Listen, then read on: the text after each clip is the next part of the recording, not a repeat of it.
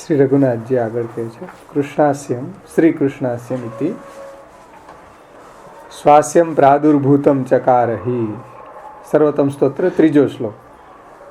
આપણે જોયું હતું ને, વાણ્ય યદા તદા સ્વાસ્યમ પ્રાદુર્ભૂતમ ચકારહી. અહીંયા શ્રી મહાપ્રભુજીનું નામ કૃષ્ણાસ્ય છે, તો આ જ વાત તો ત્રીજા શ્લોકમાં આવી ગઈ. સ્વાસ્યમ પ્રાદુર્ભૂતમ ચકારહી આવી ને. દયા નિજ મહાત્મ્યમ કરીશન પ્રકટમ હરિ વાણ્ય યદા તદા સ્વાસ્યમ પ્રાદુર્ભૂતમ ચકારહી. એટલે પ્રભુને જ્યારે પોતાના દૈવી જીવો પર કરુણા ઉપજી ત્યારે પોતાનું મહાત્મ્યને વાણી દ્વારા પ્રગટ કરવા માટે પોતાનું મુખ રૂપ શ્રી મહાપ્રભુજીને જ પ્રગટ કર્યા. એમ શ્રી ગુસાઈજીએ ત્રીજા શ્લોકની અંદર કહ્યું, ઇતિ યદ ઉક્તમ તદ અર્થમ ઇદમ નામમ. એટલે આ શ્લોકની અંદર આ વાત ગુસાઈજીએ કરી છે. એટલે શ્રી મહાપ્રભુજી કૃષ્ણાશ્રય છે, કૃષ્ણાસ્ય છે. એટલે ત્રીજા શ્લોકની અંદર જે આ સ્તોત્ર અને શ્રી મહાપ્રભુજીના પ્રાગટ્યનું પ્રયોજન હતું એને જ અહીંયા નામ તરીકે ગુસાઈજી કહે છે. ત્રીજા શ્લોકની અંદર જે આ સ્તોત્રના પ્રાકટ્યનું અને શ્રી મહાપ્રભુજીના પ્રાગટ્યનું જે પ્રયોજન હતું એને જ અહીંયા નામ બનાવ્યું છે, શ્રી કૃષ્ણાસ્ય.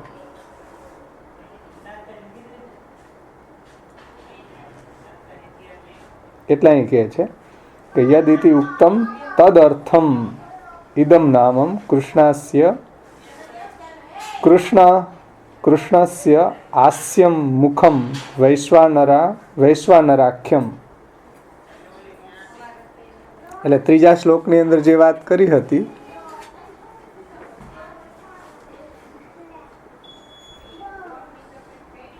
તદર્થમ ઇદમ નામમ. એટલે શ્રી મહાપ્રભુજીના પ્રાગટ્યનું મુખ્ય પ્રયોજન શું હતું? તો કે પ્રભુ જે પુષ્ટિમાર્ગી લીલા રસ ભાવાત્મક મહાત્મ્ય પ્રગટ કરવું, જેથી દૈવી જીવોને પ્રભુની પ્રાપ્તિ થાય.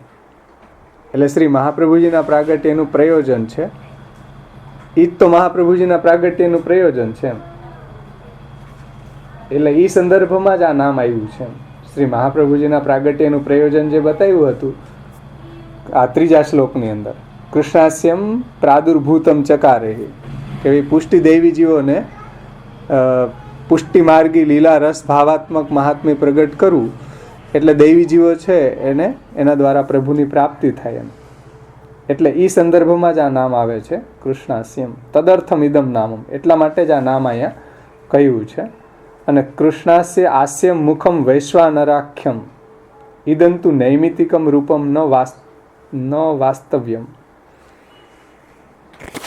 હવે આગળ શ્રી રઘુનાથજી કહે છે કે ભગવાનના જે વિરાટ સ્વરૂપ છે એ વિરાટ સ્વરૂપની અંદર ભગવાનના મુખારવિંદની અંદર અગ્નિ છે, અગ્નિનું સ્થાન છે. ભગવાનનું મુખારવિંદ છે એ અગ્નિ છે. અહીં કીધું ને વૈશ્વાનરાખ્ય, તો ભગવાનનું મુખારવિંદ છે એ અગ્નિનું સ્થાન છે. અને અલૌકિક અગ્નિ છે, ભૌતિક અગ્નિ નથી. એ જ મુખનું પ્રાગટ્ય અહીંયા થયું છે. એટલે શ્રી મહાપ્રભુજી વૈશ્વાનર છે. કૃષ્ણાસ્ય આસ્યમ મુખમ વૈશ્વાનરાખ્યમ. એટલે શ્રી કૃષ્ણનું મુખ જે છે એ અગ્નિરૂપ છે. વિરાટની અંદર ભગવાનનું મુખ છે એ અલૌકિક અગ્નિરૂપ છે, ભૌતિક અગ્નિ નથી. તે જ મુખનું પ્રાગટ્ય અહીંયા ભૂતલ ઉપર થયું છે. એટલે શ્રી મહાપ્રભુજી વૈશ્વાનર છે.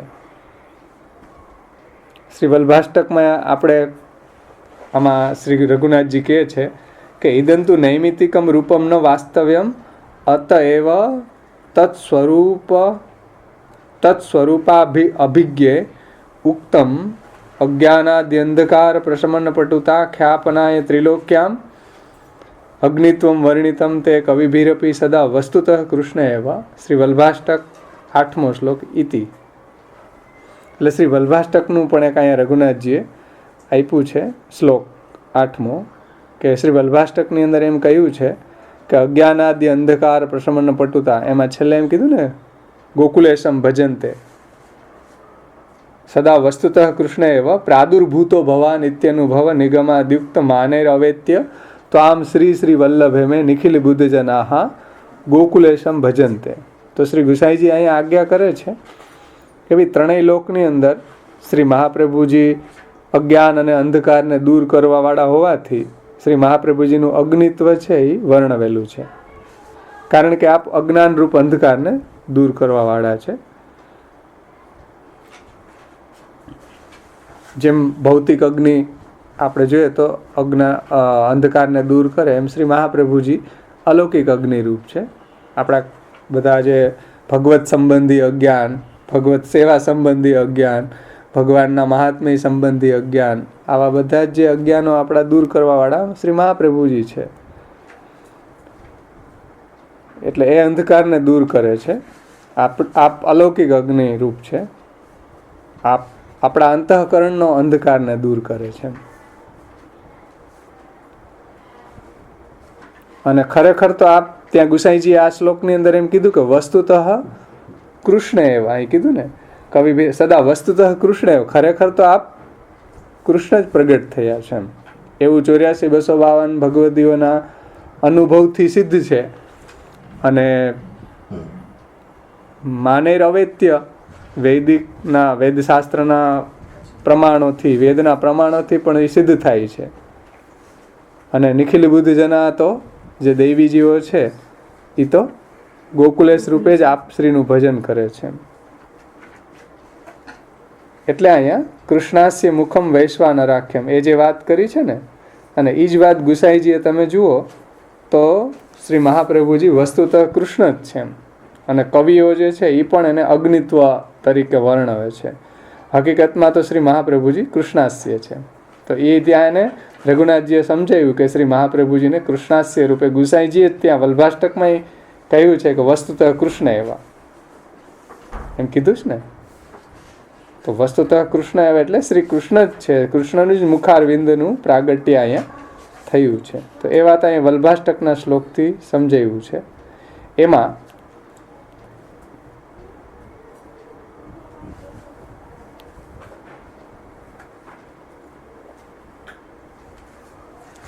જે લોકો આ સ્વરૂપથી અનભિજ્ઞ છે, તત્ સ્વરૂપ અભિજ્ઞે ઉક્તમ, એટલે જે લોકો એના સ્વરૂપને જાણતા નથી એ તો શું કહે છે, મહાપ્રભુજી છે એ અગ્નિરૂપ છે. કારણ કે અજ્ઞાનને અંધકારને દૂર કરવામાં મહાપ્રભુજીની ચાતુર્ય છે. એટલે એ તો અગ્નિ છે, એ અનભિજ્ઞ છે. એટલે એ સ્વરૂપને જાણતા નથી. પણ જે નિખિલ બુદ્ધજના છે એ તો ગોકુલેશ રૂપે જ ભજે છે. વસ્તુતઃ કૃષ્ણ એવ જ છે. તો વસ્તુતઃ કૃષ્ણનું જ હાસ્ય પ્રગટ થયું હોય તે કૃષ્ણાસ્ય છે. શ્રી મહાપ્રભુજી છે ભગવાનના જ મુખારવિંદ રૂપ છે. એમાં અહીંયા રઘુનાથજી કહે છે. અને એમાં કૃષ્ણ પદેને, એમાં શ્રી કૃષ્ણાસ્ય શબ્દ છે, એમાં કૃષ્ણ શબ્દથી કૃષ્ણ પદેને કૃષ્ણ દ્વૈપાયનોપી ઉચ્યતે તેન કાર્ય ભેદેન ઉભયોરપી હાસ્યમ. એટલે કૃષ્ણ દ્વૈપાયન એટલે વેદવ્યાસજી. વેદવ્યાસજીનું એક નામ કૃષ્ણ દ્વૈપાયન છે. તો કૃષ્ણ પદથી અહીંયા કૃષ્ણ દ્વૈપાયન પણ લઈ શકો. એ કેવી રીતના? તો કે કાર્યભેદથી. કાર્યભેદથી કઈ રીતે? તો કે ભગવાનનું મુખારવિંદ છે એ ભક્તોને આનંદ આપનારું છે, એ કીધું છે. આપણે નીચે હમણાં સમજીએ, બાવાએ જે રીતે સમજાવ્યું છે એમાં કે કૃષ્ણ પદેન કૃષ્ણ દ્વૈપાયનો અપી ઉચ્યતે તેન કાર્યભેદેન ઉભયોરપી હાસ્યમ ભગવદ હાસ્યત્વંતુ ભક્તાહલાદકત્વાદ સર્વરસ ભોક્તૃત્વાદ જ્ઞેયમ વ્યાસસ્ય ત્વંતુ શ્રી ભાગવતાભિપ્રાય વર્ણન યાથાર્થ્યાત. એટલે અહીંયા શ્રી રઘુનાથજીએ જે સમજાવ્યું છે, બાવાએ જે રીતે સમજાવ્યું એને હું એક્સપ્લેન કરું છું કે કૃષ્ણ પદથી અહીંયા કૃષ્ણ દ્વૈપાયન પણ લઈ શકો. એ કેવી રીતના? તો કે કાર્યભેદથી. એમ એટલે ભગવાનનું મુખારવિંદ એ ભક્તોને આનંદ આપનારું છે. અને બધા રસના ભોગતા એટલે ભક્ત બની શકે છે. એટલે ભગવાનનું જે મુખારવિંદ છે એનાથી જ ભક્તોને બધા રસ એટલે બધા આનંદની એને પ્રાપ્તિ થાય છે. અથવા તો અહીં કૃષ્ણનો અર્થ અહીંયા કૃષ્ણ દ્વૈપાયન લો. તો કૃષ્ણ દ્વૈપાયન લો એટલે વેદવ્યાસજી છે, તો વેદવ્યાસજી ભગવાનના જ્ઞાન અવતાર છે. અહીં કાર્યભેદ કીધું ને, તો કાર્યભેદ એટલે કૃષ્ણના જ્ઞાનના અવતાર વેદવ્યાસજી છે અને એ ભગવાનના જ્ઞાન અવતાર છે. તે કાર્યભેદથી લઈ શકાય. કાર્યભેદથી લઈ શકાય એનો મતલબ શું? એનો મતલબ એ કે વેદવ્યાસજીનું પ્રાકટ્ય છે એ શા માટે થયું હતું કે એના દ્વારા આ જે ભાગવત છે 10 વિધિ લીલાયુક્ત ભગવાન પ્રગટ થાય. એટલે ભાગવત જે સાક્ષાત ભગવાનનું જ સ્વરૂપ છે, જે 10 વિધ લીલાયુક્ત ભગવાનનું સ્વરૂપ છે, એ જ રીતે ભાગવત પણ વેદવ્યાસજી દ્વારા પ્રગટ થયું છે. તો વેદવ્યાસજી દ્વારા એ ભાગવત પ્રગટ થયું, પરંતુ ભાગવતનો જે ગૂઢ અર્થ છે, એટલે ભાગવતનો જે અભિપ્રાય છે, ભાગવતનું તાત્પર્ય છે, એ તાત્પર્ય સમજાવવાનું સામર્થ્ય તો પાછું વેદવ્યાસજીમાં નહોતું. સમજો, વેદવ્યાસજીએ પ્રગટ થઈ અને ભાગવત તો પ્રગટ કર્યું, પણ અહીંયા એમ કીધું કે શ્રી ભાગવત અભિપ્રાય વર્ણન યાથાર્થ્યાત અતએવ શ્રી ભાગવત વિવરણારંભે તે ઉક્તમ અતો મુદા ગુઢાર્થમ પ્રકટી કરોમી સતતમ વ્યાસસ્ય વિષ્ણુ પ્રિયમ. એ જે ઓલો શ્લોક છે ને આપણે જોયો તો, અર્થમ તસ્ય વિવેચિતુમ નહીં વૈશ્વાનરાદ વાક્પતે, એ શ્લોક છે. એટલે કહેવાનું તાત્પર્ય સમજો કે ભાઈ વેદવ્યાસજી દ્વારા ભાગવત તો પ્રગટ થયું, પણ ભાગવતનો ગૂઢ અર્થ તો પાછો સમજાવવો જોઈએ ને.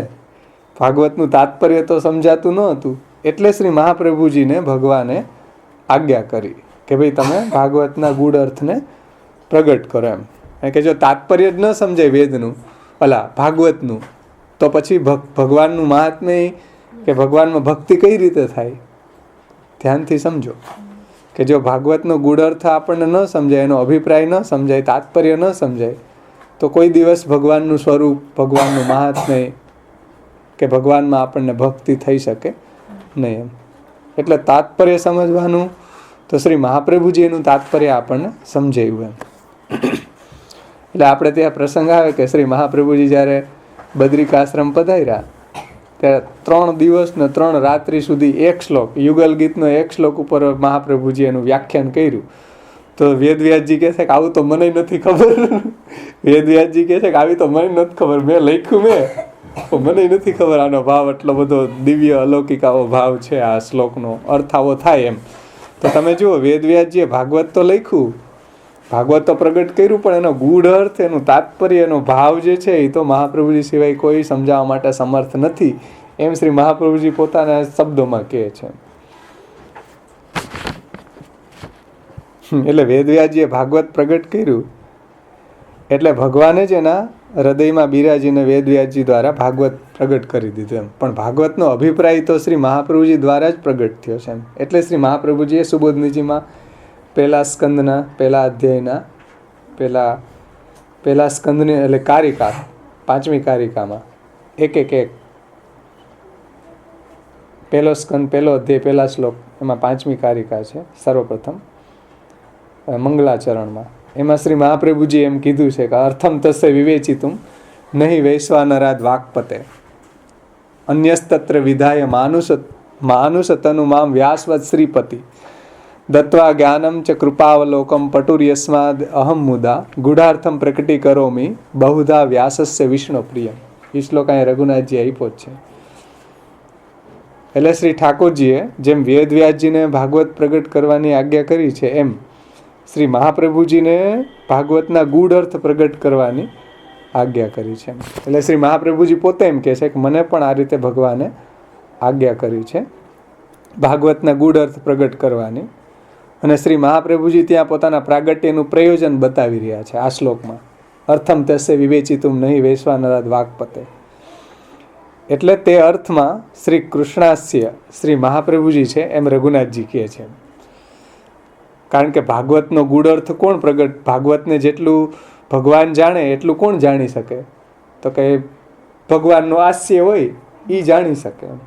એટલે અહીંયા એ સંદર્ભમાં આ વાત આપી છે. એવી કાર્યભેદ એના ઉપર જે કાર્યભેદ બતાવ્યો કે વેદવ્યાજીએ ભાગવત પ્રગટ કર્યું, પણ ભાગવતનો અભિપ્રાય, ભાગવતનો ગૂઢ અર્થ છે એ તો શ્રી મહાપ્રભુજીએ જ પ્રગટ કર્યો છે. એવું અહીંયા ભાગવત 1.1.1 5મી કારિકામાં કહ્યું છે. એટલે એ કૃષ્ણાસ્ય હોય એ જ આ રીતે ભાગવતનો ગૂઢ અર્થ પ્રગટ કરી શકે ને, કારણ કે કૃષ્ણ જેટલા પોતાના સ્વરૂપને જાણે છે એટલું બીજું કોઈ જાણતું નથી. તો કૃષ્ણ જેટલું પોતાના સ્વરૂપને, પોતાની લીલાને, પોતાના ગુણોને જાણે છે એવું કૃષ્ણાસ્ય જાણે છે.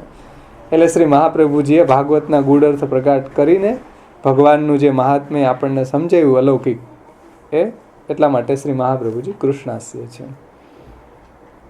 એટલે આ શ્લોક અહીંયા આપ્યો છે. અને વસ્તુતઃ કૃષ્ણએ વલ્ભાષ્ટકના શ્લોક દ્વારા એ સમજાવ્યું છે કે બીજા લોકોને એનું જ્ઞાન નથી, પણ શ્રી ગુસાઈજીએ એટલે જ તો મહાપ્રભુજીને વસ્તુતઃ કૃષ્ણ એવું કહી રહ્યા છે. એટલે કૃષ્ણનું જ મુખારવિંદ છે. એટલે શ્રી મહાપ્રભુજી વસ્તુતઃ કૃષ્ણ એવું હોય તો કૃષ્ણાસ્ય છે. અને પછી કૃપાનિધિને રઘુનાથજી કહે છે કૃપાનિધિ એટલે શું? તો કે કૃપયા દયયા નિધિ અક્ષય કોશ ઇતિ અર્થ. કૃપયા કૃપાનિધિ ઇતિ કૃપયા દયયા નિધિ અક્ષરકોશ ઇતિ અર્થમ. કૃપાનિધિ એટલે કૃપાયા એટલે કૃપા એટલે દયા, અને નિધિ એટલે શું? તો કે અક્ષય કોશ. અક્ષય કોશ એટલે જેને આપણે એમ કહીએ ને અક્ષય પાત્ર, ખૂટે જ નહીં. જેટલી કૃપા મહાપ્રભુજી કરે એમાં ક્યારેય ખૂટે જ નહીં, એવું અક્ષય પાત્ર છે મહાપ્રભુજી. કૃપાના નિધિ એટલે તો કે કૃપાનું અક્ષય પાત્ર એમ. શ્રી મહાપ્રભુજી દેવીજી ઉપર એટલી કૃપા કરે તો પણ એમાં જરા પણ ઓછી ન થાય એવા મહાપ્રભુજી કૃપાના ભંડાર છે. અક્ષય કોશ નિધિનો મતલબ રઘુનાથજી કહે છે કે અક્ષય કોશ એટલે શ્રી મહાપ્રભુજી દેવીજીઓ ઉપર હંમેશાને માટે કૃપા જ વરસાવતા રહે એમ. અનુકંપા અમૃતાદ અમૃત્યુ મકરોત ક્ષણાદ અરણમ અસ્તુ મે તત્પદમ. તો અનુકંપા એટલે કૃપા. તો એવી કૃપાના નિધિ છે મહાપ્રભુજી.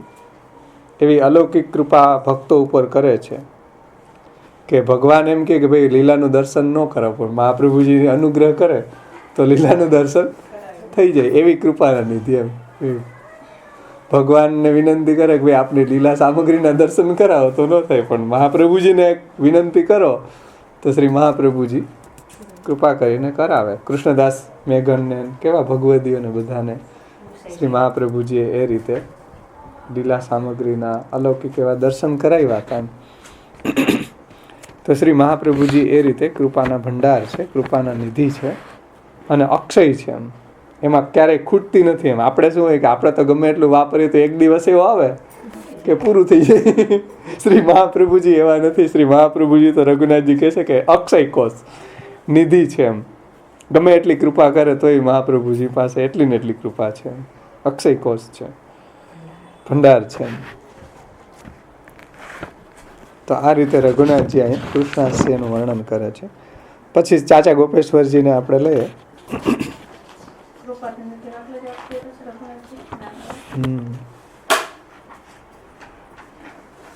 રઘુનાથજીની ટીકા બહુ મોટી ન હોય બધી, તમે જોજો નાની નાની જ હોય બધી. 16 ગ્રંથમાં ચાચા ગોપેશ્વરજીને આપણે જોઈએ.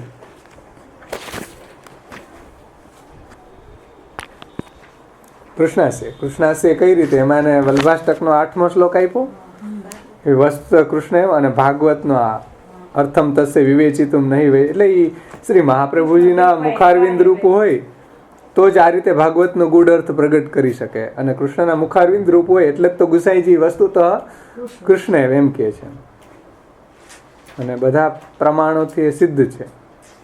માનૈર અવૈત્ય તો આમ શ્રી શ્રી વલ્લભે મેં નિખિલ બુદ્ધ જના ગોકુલેશમ ભજનતે. એટલે કૃષ્ણાસ્યને એ રીતે શ્રી રઘુનાથજીએ સમજાવ્યું.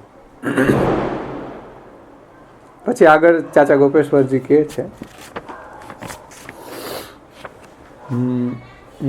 કૃષ્ણાસ્યમ શ્રી કૃષ્ણાસ્યમ ઇતિ શ્રીયુક્ત કૃષ્ણ. અહીંયા શ્રી કૃષ્ણાસ્યમ શબ્દ કેવલ કૃષ્ણ નહીં પણ શ્રીયુક્ત કૃષ્ણ. શ્રીયુક્ત કૃષ્ણ એટલે શું? શ્રી ગુસાઈજી અહીંયા શ્રી કૃષ્ણાસ્યમ એમ કીધું. શ્રી કૃષ્ણાસ્યમ શબ્દથી શ્રીયુક્ત કૃષ્ણ પદેન, શ્રી કૃષ્ણ પદેન ભક્ત સહિત લીલા રસ વિવિધ ગુડ ભાવવત્વમ સૂચ્યતે. તેન યથા લીલાયામ ઉચ્છલિત વિવિધ રસ ભાવોદ વિકસિત પરમ પ્રેમાસ્પદ શ્રીમદ પ્રાણપ્રિયા પ્રત્યંગ સંગ પરમાનંદ સુધાબ્ધિપૂર તરણોદ્ભવદ અનિર્વચનીય યત્કિંચિત અપૂર્વતર સુકુમારાતિ મનોહરમ શ્રી કૃષ્ણાસ્યમ ભવતી તથા ન અન્યદા લક્ષ્મી રમણે અપી. એટલા સંદર્ભમાં એને શ્રી કૃષ્ણાસ્ય શબ્દને સમજાવ્યો છે. એમાં બાવાએ જે રીતે આ યોગેશ બાવાએ લીધું છે એટલે એમાંથી ને લીધું, કારણ કે અમુક અર્થ શ્યામ બાવાએ નથી આમાં ઓલા કર્યા, એટલે અમુક અર્થ યોગેશ બાવાશ્રીએ સમજાવ્યા છે. તો એ સંદર્ભમાં મેં આમાં નોટેશન કર્યું છે, એ હું બોલી જાઉં છું. ટેક્સ એટલો કોમ્પ્લિકેટેડ છે. એટલે શ્રી સ્વામિનીજી અથવા વ્રજભક્તો, શ્રી સહિતના કૃષ્ણ એટલે વ્રજભક્તો સહિતના કૃષ્ણ એમ, લીલા વિશિષ્ટ કૃષ્ણ એમ. એટલે ભક્તો સાથે વિવિધ લીલામાં જે છુપાયેલા ભાવવાળા પ્રભુ છે, શ્રી કૃષ્ણ છે. અને ભક્તોની સાથે પ્રભુ એવી અનેક લીલાઓ કરે છે. એ કીધું ને, લીલાયામ ઉચ્છલિત વિવિધ રસ ભાવદ વિકસિત પરમ પ્રેમાસ્પદ. એટલે પ્રભુ આ રીતે ભક્તોની સાથે કોટાનકોટી લીલાઓ કરે છે, અનેક લીલાઓ કરે છે. અને અનેક લીલાઓ દ્વારા પ્રભુ છે એ ભક્તોને રસદાન કરે છે, એવું પરમાનંદનું દાન કરે છે, રસદાન કરે છે. એટલે ભગવદ રસનું દાન કરે છે, સ્વરૂપાનંદનું ભજનાનંદનું દાન કરે છે. તો એવું રસદાન કરે તેવું અહીંયા સૂચન થાય છે. શ્રી કૃષ્ણ શબ્દથી કેવું સૂચન થાય છે કે ભગવાન ભક્તો સાથે વીંટળાયેલા રહે છે, ભક્તો સાથે વિવિધ લીલામાં ભાવવાળા જે પ્રભુ છે, એમાં નિમગ્ન પ્રભુ છે, એ શ્રી કૃષ્ણ ભક્તોની સાથે અનેક લીલાઓ કરે છે, રાસ વગેરે અનેક લીલાઓ કરે છે. એટલે આપણે વલ્ભાષ્ટકમાં જોઈ ગયા ને, રાસ આદિ લીલામૃત જલધિ ભરાક્રાંત. તો એ રાસલીલા, હિંડોળા લીલા, દાંડ લીલા, માંડ લીલા, બધી જ પ્રભુ એવી લીલાઓ ભક્તો સાથે કરે છે. અને એ લીલાઓ દ્વારા પ્રભુ છે એ ભક્તોને રસદાન કરે છે, એવું અહીંયા સૂચન થાય છે શ્રી કૃષ્ણ શબ્દથી. એમ લીલા વિશિષ્ટ કૃષ્ણ એમ.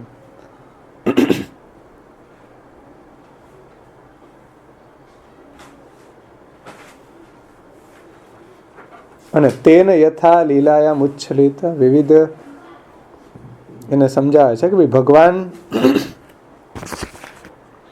શ્રી કૃષ્ણ પોતાના ભક્તોની સાથે અનેક લીલાઓ કરે છે, ત્યારે વિવિધ રસો ત્યાં વિકસિત થાય છે. એટલે વિવિધ રસ પ્રગટ થાય છે. અને ભગવાન એવી પ્રેમાત્મક લીલા ભક્તોની સાથે કરે છે. અને પોતાના જે પ્રાણપ્રિયાઓ છે એની સાથે વિહાર કરે છે. એ અનિર્વચનીય છે એમ. એટલે એ જે લીલાઓનો વિહારનો જે આનંદ છે એ અનિર્વચનીય છે, એને વાણીથી આપણે વર્ણન ન કરી શકીએ એમ. અને અમૃત પછી એને જે કીધું છે કે ભાઈ અમૃત સમુદ્રની અંદર જેમ તરંગો આવે છે, એટલે તરંગો ઉછળે છે એની અંદર, અમૃત સમુદ્રના તરંગો જેમ ઉછળે એમ આ લીલા રસ સાગર છે, એ લીલા રસ સાગરની અંદર પણ એવા તરંગો ઉછળી રહ્યા છે એમ. અને એનો આસ્વાદ છે એ ભક્તો લે છે. એમાં અહીંયા ચાચા ગોપેશ્વરજી સમજાવ્યું છે, અનિર્વચની યત કિંચિત અપૂર્વતર, એટલે ક્યારેય પણ એવી અનુભૂતિ ન થઈ એવી અપૂર્વ અલૌકિક આનંદની અનુભૂતિ એને થાય છે એમ. જેમ સમુદ્રની અંદર તરંગો ઉછળે એમ આ ભગવદ લીલા રસમાં, લીલા રસ સાગરની અંદર પણ એવા તરંગો ઉછળી રહ્યા છે. અને એનો આસ્વાદ છે એ ભક્તો લે છે, એ અપૂર્વતર છે એમ. એ તો બીજા કોઈને એવું પ્રાપ્ત ન થાય એમ. અપૂર્વતર એટલે પહેલા આવું રસદાન કોઈને મળ્યું ન હતું એમ. અપૂર્વતર એટલે પહેલા આવું રસદાન પ્રભુએ કોઈને કરેલું નથી. એમ ભક્તોને જ, આ વ્રજ ભક્તોને આવી રીતના રસદાન કર્યું છે. અને આવું રસદાન પ્રભુએ કર્યું છે. તો તમે જુઓ કે આવો જે ભક્તિ માર્ગ હતો જ ભાગવતમાં, એમ આ વાત આમાં ચાચા ગોપેશ્વરજીએ નથી આપી, પણ શ્રી મહાપ્રભુજીએ આવો ભક્તિ માર્ગ આપણને બતાવ્યો છે કે ભાઈ ભગવાને આવું રસદાન ભક્તોને કરેલું છે. એ વાત ભાગવતજીની અંદર છે. તો એવું અત્યારે પણ આધુનિક પુષ્ટિજીવોને એવું રસદાન કેમ થાય? એટલે ઘરમાં આપણા મહાપ્રભુજી આપણને ઠાકોરજી પધરાવી દીધા એમ. અને આ રહસ્ય છે બીજા કોઈની સૂઝમાં આવ્યું, એ તો આ વાકપતિ ભાગવતના ગૂઢાર્થને પ્રકાશ કરવાવાળા આપણા મહાપ્રભુજી છે, એના અર્થમાં આવ્યું ને. હતું જ, જેમ ઓલો ગુરુત્વાકર્ષણ હતો જ નહીં, ઓલો ન્યૂટને ખોઈ જો બેઠો બેઠો ફલ પડ્યું, ભાઈ ઉપર કેમ ન ગયું, નીચે કેમ આવ્યું, હવે એને જ કેમ દેખાણું? આખી દુનિયાને ખબર હતી કે બધા નીચે જ પડે, જી પડે બધા નીચે જ પડે ને.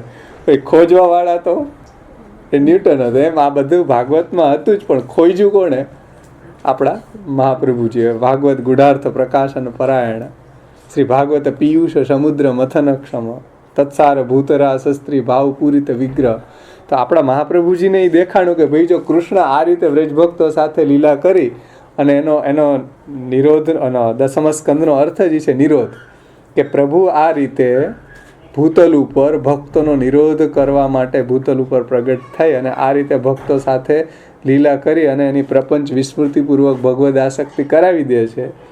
તો એ જ વાતને મહાપ્રભુજીએ બેઝ બનાવીને આપણા ઘરમાં પણ એ જ કૃષ્ણ પધરાવ્યો કે ભાઈ જેમ ભક્તોની વચ્ચે કૃષ્ણ પ્રગટ થઈને એના પ્રપંચને ભૂલાવી દેતો હોય, તો તમારા ઘરમાં કૃષ્ણ પ્રગટ થઈને તમારો પ્રપંચ કેમ ન ભૂલાવે? ભૂલાવે જ. એટલે મહાપ્રભુજીએ આપણને જે લીલા વિશિષ્ટ કૃષ્ણ છે આપણા ઘરની અંદર પધરાવીને આપણી પણ પ્રપંચની વિસ્મૃતિ કરાવી દીધી છે.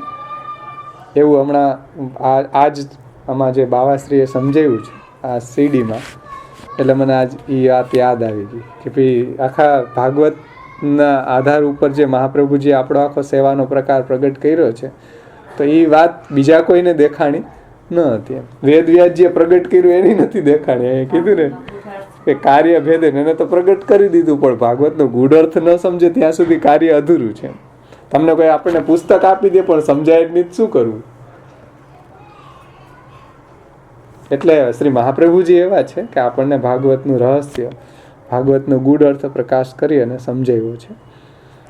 એટલે હવે મૂળ વિષય ઉપર આપણે આવીએ કે ભાઈ શ્રી કૃષ્ણ શબ્દથી અહીંયા શ્રી ચાચા ગોપેશ્વરજી કહે છે કે લીલા વિશિષ્ટ કૃષ્ણ એમ. અને ત્યાં પ્રભુ આ રીતે ભક્તોને રસદાન કરે છે એવું કોઈને પણ નથી કર્યું.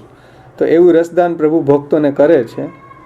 અને એવું રમણ તો ન અન્યદા લક્ષ્મી રમણે આપી, લક્ષ્મી સાથે નથી કર્યું એમ. લક્ષ્મીને પણ એવું જે વ્રજભક્તોને પ્રભુએ સુખદાન કર્યું એવું તો રમણ લક્ષ્મી સાથે નથી કર્યું એમ. એટલે લક્ષ્મીજી વ્રજની અંદર આવ્યા જ્યારે ભગવાન પ્રગટ્યા ત્યારે એ પણ વૈકુંઠ છોડીને વ્રજમાં આવી ગયા. એટલે એ વાત ભાગવતજીની અંદર આવે કે જયતી તે અધિકમ જન્મના વ્રજ શ્રેયત ઇન્દિરા સસ્વદત્ત રહી. એટલે આ વ્રજ છે એનો વૈકુંઠ કરતાંય જય થાય છે. શા માટે? તો કે ભગવાન અત્યારે વ્રજની અંદર બિરાજે છે. અને જે શ્રેયત ઇન્દિરા સસ્વદત્ત રહી, એટલે ઇન્દિરા લક્ષ્મીજીએ પણ હંમેશા વ્રજમાં વાસ કર્યો છે કે ભાઈ આપણું ક્યારેક વારો આવે ભક્તો, વ્રજ ભક્તો સાથે સાથે ભલે વેઇટિંગ લિસ્ટમાં અત્યારે છીએ તો આપણે વારો આવે ક્યાંય, તો એટલે લક્ષ્મીજી પણ હંમેશા વ્રજની અંદર આવીને બિરાજી ગયા છે. એટલે હા, એટલે જ અહીં કીધું ને, જો ન અન્યદા લક્ષ્મી રમણે આપી, આવું રમણ તો પ્રભુએ લક્ષ્મી સાથે નથી કર્યું એમ. એવું રમણ પ્રભુએ વ્રજભક્તોને એવું સુખદાન કર્યું છે, એવું ફલ એને પ્રદાન કર્યું છે, ભગવદ રસનો આનંદ એને એટલો આપ્યો છે કે લક્ષ્મી સાથે નથી કર્યું એમ. એટલે ગોપી ગીતની અંદર એ વાત આવે છે કે શ્રેયત ઇન્દિરા સસ્વદત્ત રહી એમ, કે લક્ષ્મીજી પણ હંમેશા વ્રજની અંદર આવીને રહ્યા છે. એવા શ્રી કૃષ્ણ સમજો, અને એના મુખરૂપ શ્રી મહાપ્રભુજી છે. એટલે આવું જે લીલા રસદાન છે, આવું લીલા રસદાન જે છે એ તો મુખથી સંભવે ને એમ. એવા શ્રી કૃષ્ણનું મુખરૂપ શ્રી મહાપ્રભુજી છે.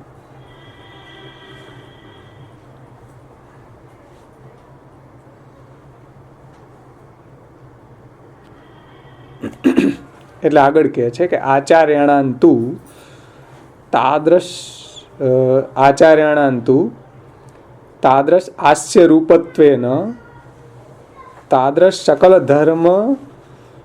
ધર્મ સુષમા સહિતમ સ્વરૂપમ સ્વસ્ય અનુભૂતમ ભવતી ઇતિ પૂર્વ પરમાનંદ ઇતિ ઉક્ત્વા અગ્રે તજ જ્ઞાપકમ શ્રી કૃષ્ણાસ્યમ ઇતિ નામ ઉક્તમ. એટલે ચાચા ગોપેશ્વરજી એમ કહે છે કે ભાઈ આવા જે ભગવાન છે ઉપર જે બતાવ્યા ને, જે ભક્તો સાથે જ હંમેશા રમણ કરે છે અને એને જ રસદાન કરે છે, એવા જે ભગવાન છે એના જ હાસ્ય રૂપ શ્રી મહાપ્રભુજી છે. આચાર્યાણાંતુ તાદ્રશ હાસ્ય સ્વરૂપે, એવા ભગવાનના મુખારવિંદ રૂપ શ્રી મહાપ્રભુજી છે. એટલે જો મહાપ્રભુજી એવા ભગવાનના મુખારવિંદ રૂપ હોય તો તાદ્રશ સકલ ધર્મ સુષમા સાહિતમ સ્વરૂપમ, તો જેવા ધર્મો ભગવાનમાં છે એવા જ ધર્મો એના મુખારવિંદમાં હોય ને, એમ તો એવા જ ધર્મો શ્રી મહાપ્રભુજીમાં છે. જેવા ભક્તોને સુખ પ્રદાન કરવાના, જે પ્રભુ વ્રજ ભક્તોને આ રીતે ભગવદ રસનો આનંદ આપે છે, તો એવા જ ધર્મો આપણા શ્રી મહાપ્રભુજીમાંય છે, એમ ચાચા ગોપેશ્વરજી કહે છે. અને એવા જ ધર્મો શ્રી મહાપ્રભુજીમાં છે, જેવા ભગવાનમાં છે, એવા જ પ્રકારના ધર્મો સહિતનું સ્વરૂપ આપણા શ્રી આચાર્યજી છે. એટલે જેમ ભગવાન છે એ ભક્તોની સાથે વિવિધ લીલાઓમાં વિવિધ રસદાન કરે છે, એવી જ રીતના શ્રી મહાપ્રભુજી પણ શ્રી કૃષ્ણના મુખારવિંદ રૂપ હોવાથી, શ્રી મહાપ્રભુજી શ્રી કૃષ્ણના મુખારવિંદ સ્વરૂપ હોવાને કારણે એવા જ પ્રકારના ધર્મો પ્રગટ કરે છે. કેવા પ્રકારના? કે જે રીતે ભગવાને ભક્તોને સુખદાન કર્યું એવું જ સુખદાન શ્રી મહાપ્રભુજી દૈવીજીઓને અહીંયા ભૂતલ ઉપર કરે છે.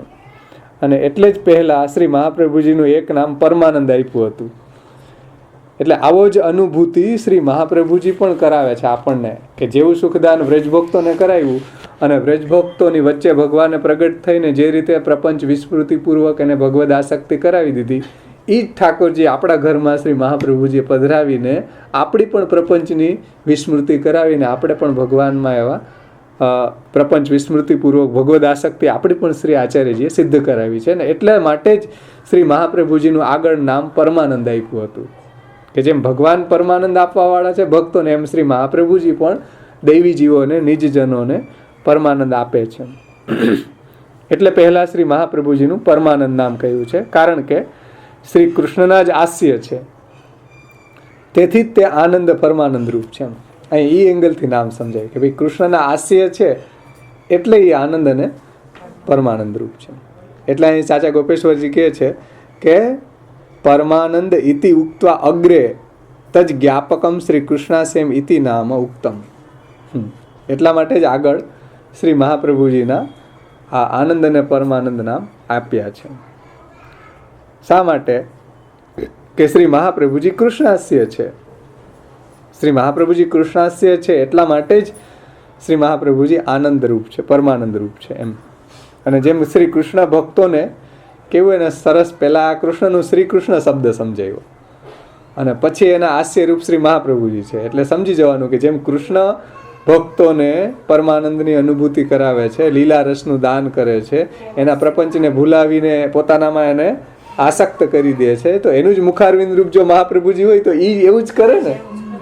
તો એ આપણા ઘરની અંદર ઠાકોરજી પધરાવીને આપણને પણ એ જ રીતે આપણી પ્રપંચને ભૂલાવીને, આપણે એવા વિષયોમાં આસક્ત હોય છતાં પણ ઠાકોરજી આપણા ઘરમાં પધરાવીને આપણને ભગવદ આસક્ત બનાવી દે છે. લીલામાં ભગવત સેવા, કથા, ગુણગાન બધું પ્રપંચને ભૂલી અને ભગવદ આસક્તિ આપણી પણ શ્રી મહાપ્રભુજી કરાવી દેવાવાળા છે. એટલે કૃષ્ણાસ્ય છે.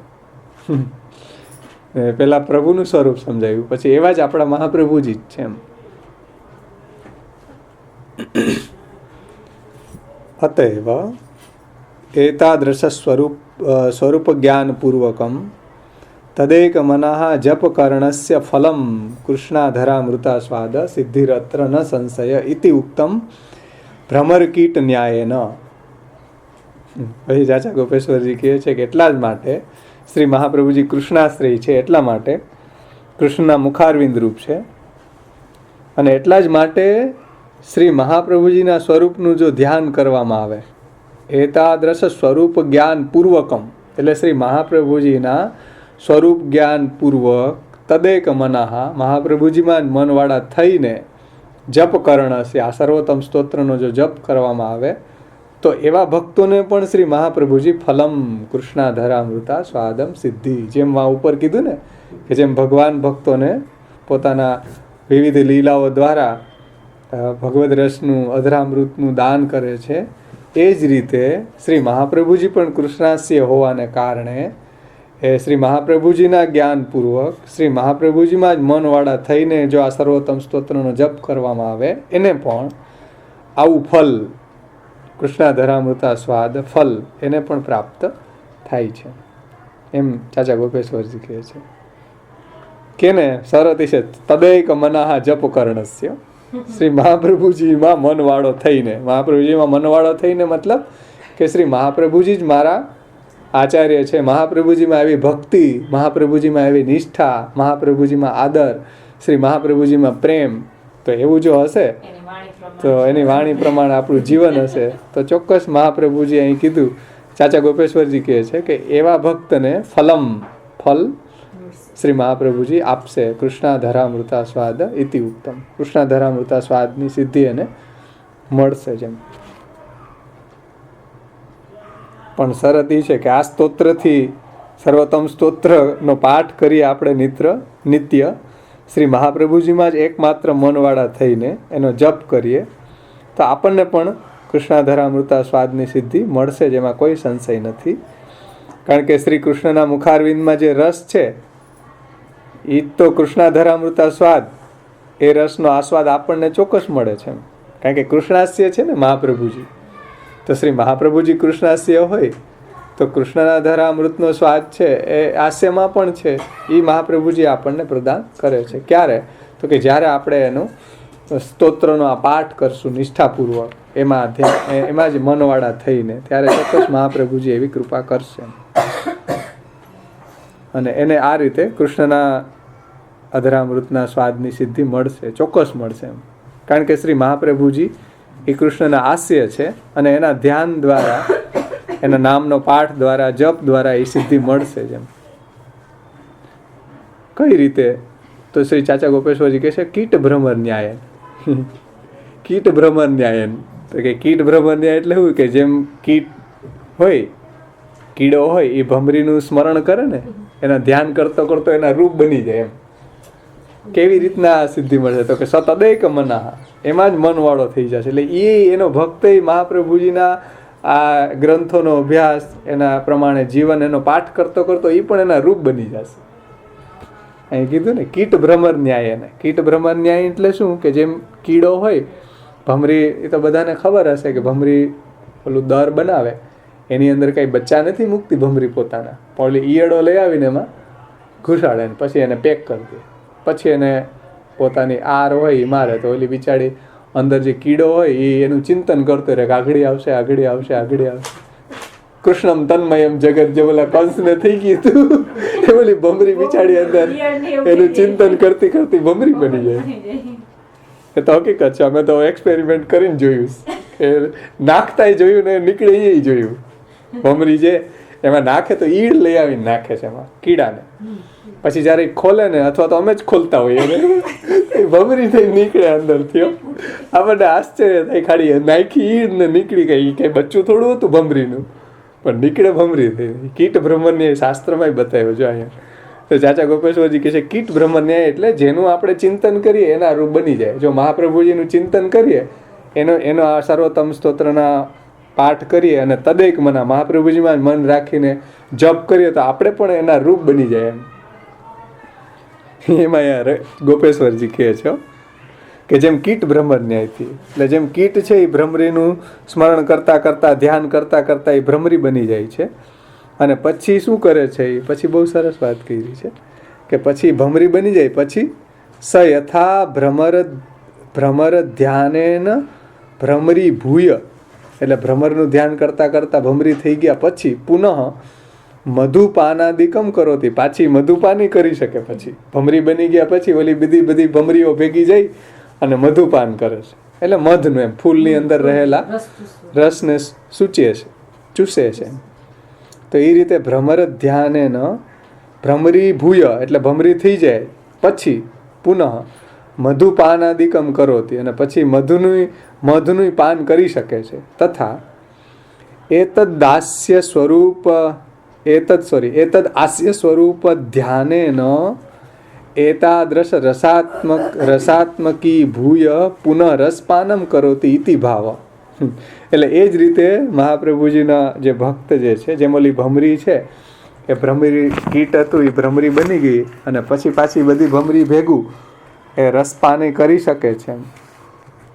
એ જ રીતે શ્રી મહાપ્રભુજી નું ધ્યાન કરવાવાળા જે ભક્તો છે, એતદ આસ્ય ધ્યાનેન, એ જ રીતે શ્રી મહાપ્રભુજીના ધ્યાન કરવાવાળા કૃષ્ણાસ્ય નું ધ્યાન કરવાવાળા જે ભક્તો છે એ પછી એના રૂપ બની જઈને એતાદ્રશ રસાત્મકી ભૂય પુનઃ રસપાનમ કરોતી, અને પછી એ પણ એવું રસપાન કરે છે, ભગવદ રસનું પાન કરી શકે છે. આ રીતે બની જાય. શ્રી મહાપ્રભુજીને પોતાના હૃદયમાં પધરાવી લે, એનું ધ્યાન ધરે, એને એમાં જ મનવાળો થઈ જાય, તો શ્રી ઠાકોરજીના શ્રી કૃષ્ણના પરમાનંદ રૂપ જે કૃષ્ણાધરામૃતા સ્વાદ છે એ જો રસાત્મકી ભૂય પુનઃ રસપાનમ કરોતી, એટલે એ રસાત્મક કૃષ્ણાધરામૃતા સ્વાદરૂપી રસને એ પ્રાપ્ત કરે છે. પણ એ કોણ કરે?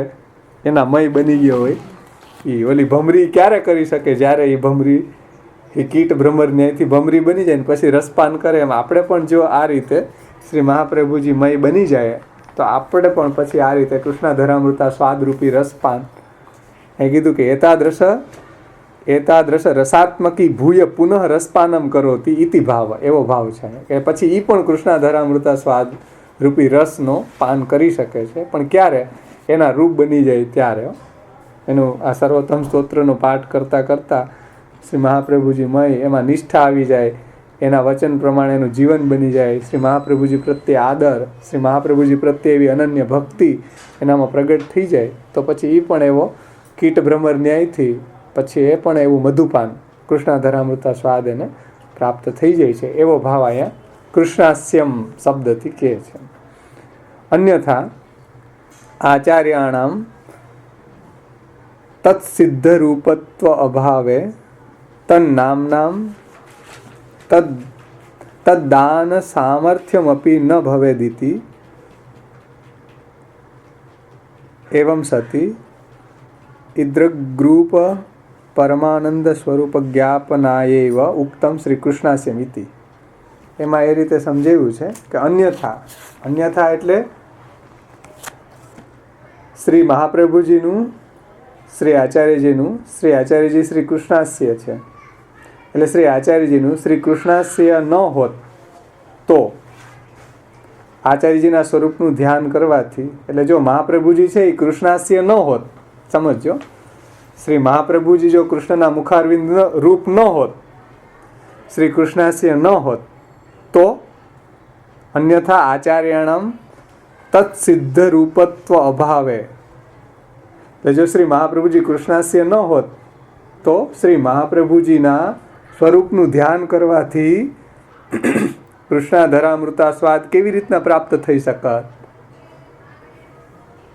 એટલે મહાપ્રભુજીના ધ્યાનથી કૃષ્ણાધરામૃતા સ્વાદની પ્રાપ્તિ થઈ રહી છે. એ જ વાત એમ બતાવે છે કે શ્રી મહાપ્રભુજી કૃષ્ણના મુખારવિંદ રૂપ છે, કૃષ્ણાસ્ય છે. એમ અન્યથા એટલે જો શ્રી મહાપ્રભુજી કૃષ્ણાસ્ય ન હોત તો કૃષ્ણાધરામૃતા સ્વાદ કેવી રીતના પ્રાપ્ત થાત આચાર્યજીનું ધ્યાન કરવાથી? જ્યારે શ્રી ગુસાઈજી કહી રહ્યા છે કે કૃષ્ણાધરામૃતા સ્વાદ સિદ્ધિરત્ર ન સંશય, તો એનો મતલબ જ એ છે કે શ્રી મહાપ્રભુજી કૃષ્ણાસ્ય હોવાને કારણે જ આ બની શકે છે. એમ ચાચા ગોપેશ્વરજી કહે છે કે આવું બની શકવાનું કારણ શ્રી મહાપ્રભુજી કૃષ્ણાસ્ય છે, એટલે જ કૃષ્ણાધરામૃતા સ્વાદની સિદ્ધિ પ્રાપ્ત થઈ શકે છે. જો કૃષ્ણાસ્ય ન હોત તો કૃષ્ણાધરામૃતા શ્રી મહાપ્રભુજીના સ્વરૂપના ધ્યાનથી કૃષ્ણાધરામૃતા સ્વાદની સિદ્ધિ ન મળત. અને કૃષ્ણાધરામૃતા સ્વાદની સિદ્ધિ મળી રહી છે મહાપ્રભુજીના સ્વરૂપ ધ્યાનથી, શ્રી મહાપ્રભુજીની કૃપાથી, તો સમજી લેવાનું કે શ્રી મહાપ્રભુજી કૃષ્ણાસ્ય છે. અને શ્રી આચાર્યજી કૃષ્ણાસ્ય હોવાના કારણે જ આ બની શકે છે. એટલે અહીંયા ચાચા ગોપેશ્વરજી કહે છે કે શ્રી મહાપ્રભુજી કૃષ્ણાસ્ય છે. જે આપણે આગળ 6થા શ્લોકમાં જોઈ ગયા ને, વિનિયોગો ભક્તિ યોગો પ્રતિબંધ વિનાશને, કે ભાઈ આ સ્તોત્રનો વિનિયોગ છે એ શેમાં છે કે ભક્તિ માર્ગમાં આડે આવતા પ્રતિબંધોને દૂર કરવામાં, અને એનો વિનિયોગ છે. અને સિદ્ધિ શું છે તો કે કૃષ્ણાધરામૃતા સ્વાદ સિદ્ધિ રત્ર ન સંશય. તો કૃષ્ણાધરામૃતા સ્વાદ સિદ્ધિ આપણને મળી રહી છે મહાપ્રભુજીના આ સ્તોત્રના પાઠથી, કે એના સ્વરૂપ ધ્યાનથી, કે એમાં નિષ્ઠા રાખવાથી, ભક્તિ રાખવાથી, એની આજ્ઞાનું પાલન કરવાથી. એ જ વાત એમ બતાવે છે કે શ્રી મહાપ્રભુજી કૃષ્ણાસ્ય છે. જો કૃષ્ણાસ્ય ન હોય તો પછી એના સ્વરૂપ ધ્યાનથી આવી સિદ્ધિ ન મળે. એટલે મળી રહી છે એટલે ચાચા ગોપેશ્વરજી કહે છે કે એ વાત સિદ્ધ થઈ ગઈ કે શ્રી મહાપ્રભુજી કૃષ્ણાસ્ય છે. પછી કૃપાનિધિને હવે આગળ સમજાવે છે. ચાચા ગોપેશ્વરજીની ટીકા લઈ લે. કૃષ્ણાસ્ય, હવે એમાં એક શંકા ઉઠાવી એને પહેલા કે નનુ એતાદૃશમ અલૌકિકમ અતિ દુર્લભમ અન્યેષામ મનસાપી ધ્યાતુમ અશક્યમ તદ ભવતામ કથમ જ્ઞેયમ અનુભૂતમ ચ કથમ વા તે જ્ઞાપિતમ અનુભાવિતમ ચ તત્ર આહુ કૃપાનિધિ. એક શંકા અહીંયા આવી જાય છે કે નનુ એતાદૃશમ અલૌકિકમ અતિ દુર્લભમ અન્યેષામ મનસાપી ધ્યાતુમ અશક્યમ. એટલે આવું જે શ્રી આચાર્યજી કૃષ્ણાસ્ય છે એ તો એવું અલૌકિક સ્વરૂપ છે. અલૌકિકમ એતાદૃશમ, આવા શ્રી મહાપ્રભુજી છે એ તો અલૌકિકમ, અલૌકિક છે, અલૌકિક સ્વરૂપ છે. અને અતિ દુર્લભમ, અને અતિ દુર્લભ છે. એનો અનુભવ થવો, એનું દર્શન થવું એ તો અતિ દુર્લભ છે. એટલે આપણા સર્વોત્તમ સ્તોત્રમાં આગળ નામ આવશે દુર્લભાંગ્રી સરોરુહ. શ્રી મહાપ્રભુજીનું ચરણ કમળ તો એનું અંઘ્રી છે એ તો બહુ દુર્લભ છે. તો જુઓ, એતાદૃશમ અલૌકિકમ અતિ દુર્લભમ, આવું શ્રી મહાપ્રભુજીનું સ્વરૂપ જે સાક્ષાત કૃષ્ણાસ્ય છે એ તો અલૌકિક છે, અતિ દુર્લભ છે. અને બીજાઓ માટે તો અન્યેષામ મનસાપી ધ્યાતુમ અશક્યમ, બીજાઓ તો એનું ધ્યાનય ન ધરી શકે. અન્યેષામ એટલે જે દેવીજીવો નથી, જે પુષ્ટિજીવો નથી, એ તો મનસાપી ધ્યાતુમ અશક્યમ, એ તો ધ્યાન પણ એના ધ્યાનમાં ન આવે શ્રી મહાપ્રભુજી એમ. અન્યને માટે તો એનું ધ્યાન, અન્યને માટે તો એનું ધ્યાન કરવું અશક્ય છે. જે દૈવીજીવો નથી, જે પુષ્ટિજીવો નથી, એના માટે તો એનું ધ્યાન, આવા શ્રી મહાપ્રભુજીનું ધ્યાન કરવું અશક્ય છે. તો એવી સ્થિતિની અંદર, એવી સ્થિતિમાં મનસાપી ધ્યાતુમ અશક્યમ તદ ભવતામ કથમ જ્ઞેયમ અનુભૂતમ ચ કથમ વાતે જ્ઞાપિતમ અનુભાવિતમ ચ. તો પછી ચાચા ગોપેશ્વરજી કહે છે કે તમને કેવી રીતના એવું અલૌકિક સ્વરૂપનું જ્ઞાન થયું મહારાજ? ગુસાઈજીને જ કહે છે કે જો આવા મહાપ્રભુજી છે એ તો અલૌકિક છે, કૃષ્ણના મુખારવિંદ રૂપ છે, અતિ દુર્લભ છે, બીજાઓને તો એનું ધ્યાનમાં પણ આવતા નથી, એનું ધ્યાનમાં પણ અશક્ય છે, ધ્યાન કરવું અશક્ય છે. તો પછી તમને આવા અલૌકિક સ્વરૂપની અનુભૂતિ કેમ થઈ? ગુસાઈજીને કહે. એટલે આવી શંકા, કારણ કે ગુસાઈજી આ નામ પ્રગટ કર્યા છે ને, તો તમને આવા અલૌકિક સ્વરૂપનું જ્ઞાન કઈ રીતે થયું? આવી શંકા છે. શંકા સમજાણી ને બધા કે શ્રી મહાપ્રભુજી આવા અલૌકિક સ્વરૂપ છે, દુર્લભાંગ્રી સરોરૂ છે, અતિ દુર્લભ છે, એનું દર્શન થવું, એનું જ્ઞાન થવું, અને બીજાઓને તો એનું ધ્યાન કરવું પણ અશક્ય છે. તો તમને આવા અલૌકિક સ્વરૂપનું જ્ઞાન કઈ રીતે થયું એમ ગુસાઈજીને કહે છે. તો એના જવાબમાં ગુસાઈજી આગળનું નામ કહે છે કે કૃપાનિધિ છે. તત્ર આહુ, તો એ શંકાનું સમાધાન કરવા માટે કહે છે કે શ્રી મહાપ્રભુજી કૃપાનિધિ છે. કૃપાનિધિ એટલે અનિર્વચનીય નિરવધિ કૃપા સમુદ્ર. કૃપાનિધિ એટલે કેવા? તો કે અનિર્વચનીય નિરવધિ કૃપા સમુદ્ર. અનિર્વચનીય એટલે જેને આપણે વાણીથી કહી ન શકીએ એમ, એનું વાચાથી આપણે નિરૂપણ ન કરી શકીએ એમ.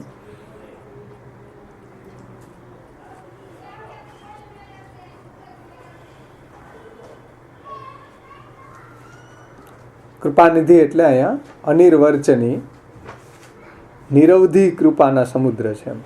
નિરવધિ એટલે એની કોઈ અવધિ નથી એમ.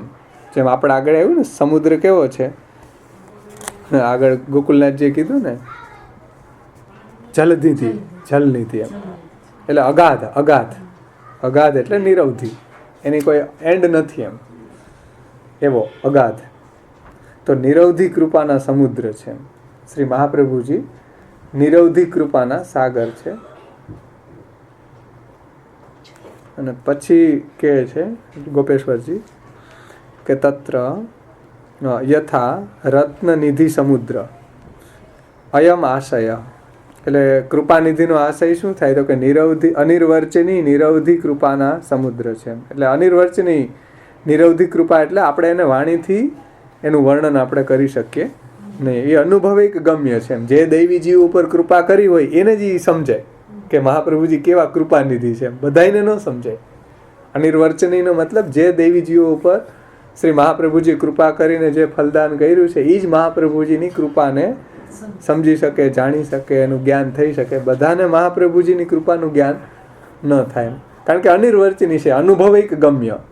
એટલે વાણીથી એનું વર્ણન કરી ન શકાય, અનુભવથી જ ફીલ થાય એમ. અનુભવથી જ કૃપા, મહાપ્રભુજી કેવા કૃપાળુ છે, નિરવધિ કૃપાવાળા છે, એ આપણને જેને અનુભવ થયો હોય એ જ જાણી શકે એમ. બધા જાણી શકે નહીં. ઘાયલ કી ગતિ ઘાયલ જ જાણે, એની જેમ જેની ઉપર કૃપા થઈ હોય એ જ જાણી શકે, બધા જાણી શકતા નથી. પછી આગળ કહે છે કે એવો આશય છે આનો.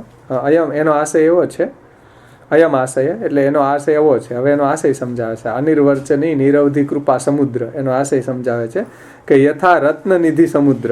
સમુદ્ર જે છે એ રત્નનો નિધિ છે. જેમ સમુદ્રની અંદર તમે જુઓ પેટાળમાં મોતી એવા સુંદર સુંદર રત્નો સમુદ્રની અંદરથી નીકળ્યા હતા ને, જ્યારે સમુદ્ર મંથન કર્યું ત્યારે કેટલા રત્નો નીકળ્યા? 14 રત્નો નીકળ્યા.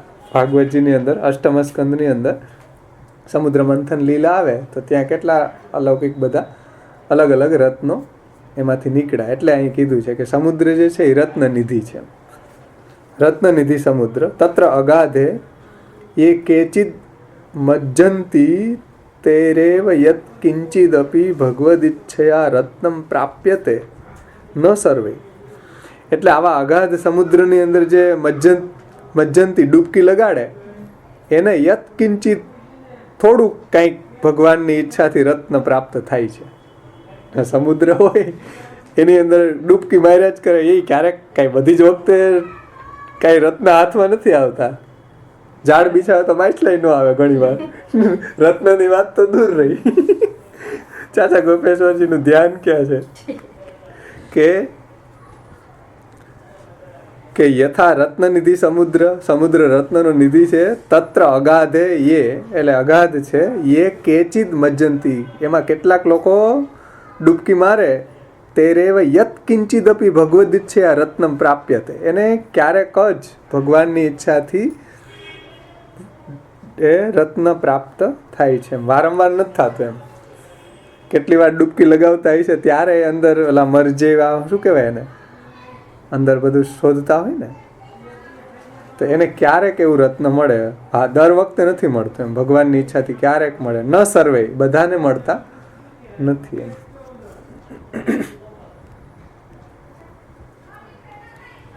એટલે સમુદ્ર જેમ અગાધ છે એની અંદર ડૂબકી લગાવે તો એને રત્ન વગેરે ક્યારેક મળે છે એમ. ભગવાનની ઈચ્છાથી મળે ક્યારેક, બધાને નથી મળતા એમ.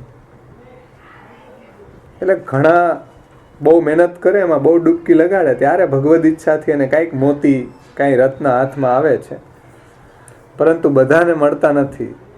અને એને જેને મળે છે એને બહુ મહા મહેનતે મળે છે. બીજા બધાની તો મહેનત નકામી જાય. ન સર્વે તથા હા મહેનત કરે છતાંય નથી મળતા એમ. તો તથા અત્રાપી તત્શરણાગતે હવે એને એપ્લાય કરે છે. આ તો એક દ્રષ્ટાંત આપ્યું અને દ્રષ્ટાંત દ્વારા શ્રી ચાચા ગોપેશ્વરજી સમજાવવા શું માગે છે એ હવે સમજો ધ્યાનથી કે તથા અત્રાપી તેમ અહીંયા પણ આ કૃપાનિધિ શ્રી મહાપ્રભુજી છે એમાં પણ તત્શરણાગતો જે મહાપ્રભુજીના શરણે જાય છે જે મહાપ્રભુજીમાં નિષ્ઠા રાખે છે, મહાપ્રભુજીની આજ્ઞા પ્રમાણે જીવન જીવે છે, મહાપ્રભુજીમાં ભક્તિ જેને છે, આદર છે, એમાં તત્કૃપયા એ જે મહાપ્રભુજીને શરણે જાય છે તો શ્રી મહાપ્રભુજીની કૃપાથી તત્કૃપયા જ્ઞાપનેન તત્સ્વરૂપમ અસ્માભિરેવમ જ્ઞાયતે અનુભૂયતે ચ ન અન્યે ઇતિ સ્વજ્ઞાને હેતુ ઉક્ત. એટલે ગુસાઈજીને આવા સ્વરૂપનું જ્ઞાન કેમ થયું? આગળ શંકા એ હતી ને કે ભાઈ શ્રી મહાપ્રભુજી આવા અલૌકિક કૃષ્ણના મુખારવિંદ રૂપ છે, પછી એનું દર્શન પણ અતિ દુર્લભ છે, અલૌકિક છે, અતિ દુર્લભ છે, બીજાઓને તો એનું ધ્યાન નથી કરી શકતા, તો તમને આવા સ્વરૂપનું જ્ઞાન કેમ થયું? તો એના જવાબમાં કહે છે કે અહીંયા શ્રી મહાપ્રભુજીને જે શરણે આવે છે તો શ્રી મહાપ્રભુજીની કૃપાથી એના સ્વરૂપનું જ્ઞાન થાય છે. સમજો, જ્ઞાપનેન તત્ સ્વરૂપમ અસ્માભિરેવ જ્ઞાયતે અનુભૂયતે ચ ન અન્ય. એટલે શ્રી મહાપ્રભુજીને જે શરણે જાય છે, મહાપ્રભુજીની આજ્ઞા પ્રમાણે જે જીવન જીવે છે, મહાપ્રભુજીમાં જેને નિષ્ઠા છે, ભક્તિ છે, આદર છે, એને મહાપ્રભુજીની એ કૃપા એની ઉપર થાય છે અને શ્રી મહાપ્રભુજીના સ્વરૂપનું જ્ઞાન એને થાય છે. હા, એની કૃપાથી જ. અને નો અન્ય, નો અન્યનો મતલબ જે શરણે નથી જતા એને નથી થતું. ગોપેશ્વરજી શું કહે છે કે જે મહાપ્રભુજીને શરણે જાય છે, શ્રી મહાપ્રભુજીમાં નિષ્ઠા રાખે, ભક્તિ રાખે, આદર રાખે, એની વાણી પ્રમાણે જીવન જીવે, એની વાણીનું અધ્યયન કરે, એવાને જ મહાપ્રભુજીની કૃપાથી શ્રી મહાપ્રભુજીના સ્વરૂપનું જ્ઞાન થાય છે. ન અન્ય, જે મહાપ્રભુજીને શરણે નથી જતો એને આવું જ્ઞાન મહાપ્રભુજીના સ્વરૂપનું થતું નથી. ઇતિ સ્વજ્ઞાને હેતુ ઉક્ત. આ રીતે શ્રી મહાપ્રભુજીના સ્વરૂપના જ્ઞાનમાં હેતુ બતાવ્યો ને કે મહાપ્રભુજીની શરણાગતિ. એમ મહાપ્રભુજીને શરણે જવાથી જ શ્રી મહાપ્રભુજીના સ્વરૂપનું જ્ઞાન થાય છે. અને શરણે જવાનો મતલબ સમજી જવાનો કે મહાપ્રભુજીની આજ્ઞાનું પાલન, મહાપ્રભુજીમાં આદર, મહાપ્રભુજીમાં પ્રેમ, ભક્તિ, નિષ્ઠા, કે મને મહાપ્રભુજી સાક્ષાત વસ્તુત કૃષ્ણ જ છે, મારા આચાર્ય છે, એવું મેરો સર્વસ્વ શ્રી કૃષ્ણ છે. આગળ કીર્તનમાં આવ્યું ને, કીર્તન બોલ્યામાં આવ્યું મેરો સર્વસ્વ શ્રી કૃષ્ણ. તો આવું જ્યારે આપણે આપણા આચાર્ય પ્રમાણે આચાર્યજીમાં આવી નિષ્ઠા થશે, એવા જે ભક્તો છે કે શ્રી કૃષ્ણાસ્ય મારું સર્વસ્વ છે, એને જ આવા મહાપ્રભુજીના સ્વરૂપનું જ્ઞાન થાય છે. આપણે આપણા સાધનથી કરવા જઈએ તો ન થાય. આપણે આપણા સાધના અભિમાનથી વિચારીએ કે હું આવા વાંચી લઉં સર્વોત્તમને વલ્ભાષ્ટકને, હું જ્ઞાન કરી લઉં, એમ ન થાય. શરણાગતિથી થાય. એમ ચાચા ગોપેશ્વરજી કહે છે કે જો કે આ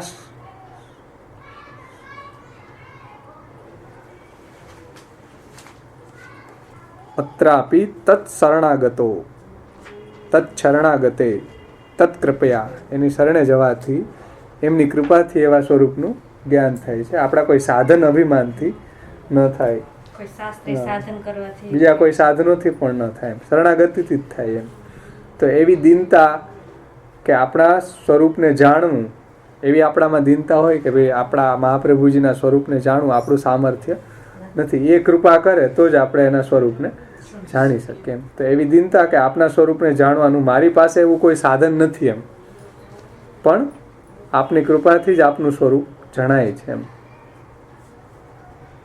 એટલે શરણાગતિ, અશક્ય એવા સુશક્ય એવા સર્વથા શરણમૂઢિ. એમ શ્રી મહાપ્રભુજીના શરણે જઈએ તો એના સ્વરૂપનું જ્ઞાન આપણને થાય છે. એમ સમજો, શ્રી મહાપ્રભુજીને આપણે શરણે જઈએ તો જ આપણને આવા મહાપ્રભુજીના કૃષ્ણાસ્ય કે શ્રી મહાપ્રભુજીના જે નામો છે એવા આચાર્યજીના સ્વરૂપનું આપણને જ્ઞાન શ્રી મહાપ્રભુજીની શરણાગતિથી જ થાય છે.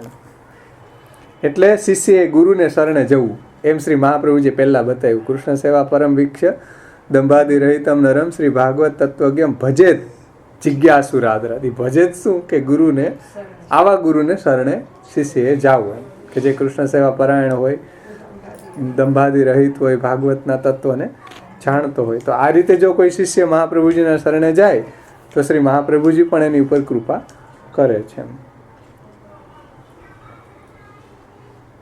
અને તમે જુઓ, શરણાગતિથી જ બધું સિદ્ધ થાય ને. અર્જુનને જ્યારે કાંઈ દિશા નથી સૂઝતી તો એને પેલા શિષ્ય હસ્તે આમ સાધીમાં આમ તો આમ પ્રપન્ન, હે પ્રભુ હું આપનો શિષ્ય છું, મને હવે જ્ઞાન આપો. તો શરણાગતિથી પછી ભગવાને આખી ગીતાજી કયા એમ, પણ પેલા અર્જુન શરણાગત થયો. બીજા જ અધ્યાયમાં આ વાત આવી હતી ને, શિષ્ય હસ્તે એમ સાધીમાં તામ પ્રપન્ન.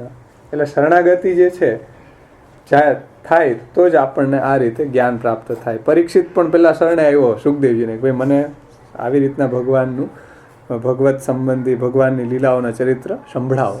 એ જ રીતે સૌનક ઋષિઓ છે એ સુતજીને કીધું કે ભાઈ કૃપા કરીને અમને સાંભળવાનું તો ઘણું છે, પણ હા ભગવાનની જેમાં સુંદર સુંદર પ્રેમવર્ધક ચરિત્રો હોય એવું અમને સંભળાવો. તો જ્યાં જ્યાં બી આ વાત આવે ત્યાં બધા જ શરણે ગયા છે. અને પછી આગળ એ લીલા, એના સ્વરૂપનું જ્ઞાન, ભગવાનના સ્વરૂપનું જ્ઞાન, ભગવાનની લીલાનું જ્ઞાન એણે આપ્યું છે. એટલે શરણાગતિ બહુ મોટો પદાર્થ છે. શરણે જવાથી જ આવી કૃપા સિદ્ધ થાય છે. આપણા કોઈ સાધન અભિમાનથી સિદ્ધ થતી નથી. એટલા અહીંયા કહી રહ્યા છે કે એટલે જ ગુસાઈજી એમ કહે છે કે ભાઈ મહાપ્રભુજીના શરણાગતિથી જ આવું મને જ્ઞાન થયું છે. તત્કૃપયા જ્ઞાપનેન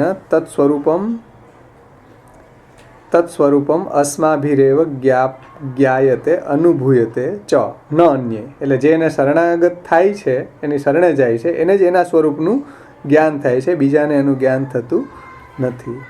ઇતિ સ્વજ્ઞાને હેતુ ઉક્ત. આ રીતે મહાપ્રભુજીના સ્વરૂપનું જ્ઞાન થવામાં હેતુ બતાવ્યો ને. આગળ જે શંકા હતી ને એના, ભાઈ તમને કેવી રીતે થયું, તો કે અમને શરણાગતિથી થયું. ગુસાઈજીએ કીધું ભાઈ અમને શ્રી મહાપ્રભુજીની શરણાગતિ કરવાથી એવું જ્ઞાન થયું એમ, મહાપ્રભુજીના સ્વરૂપનું. કિંચ સતુ પ્રાકૃત સમુદ્રો અયમ અલૌકિક. તમે સમુદ્રનું દૃષ્ટાંત આપ્યું અહીંયા ઉપર જે આપ્યું ને, કે સમુદ્રમાં જવાવાળા બધાને ન મળે, કોઈકને જ ભગવદ ઈચ્છાથી રત્ન મળે એમ. તેમ અહીંયા સમજો હવે કે લૌકિક સમુદ્રની અંદર તો સતુ પ્રાકૃત સમુદ્રો અયમ અલૌકિકમ. એટલે લૌકિક સમુદ્રમાં તો ભગવાનની ઈચ્છાથી અલૌકિક તત્ર ભગવદ ઈચ્છા અદ્રષ્ટાદિ નિયામક સ્વયં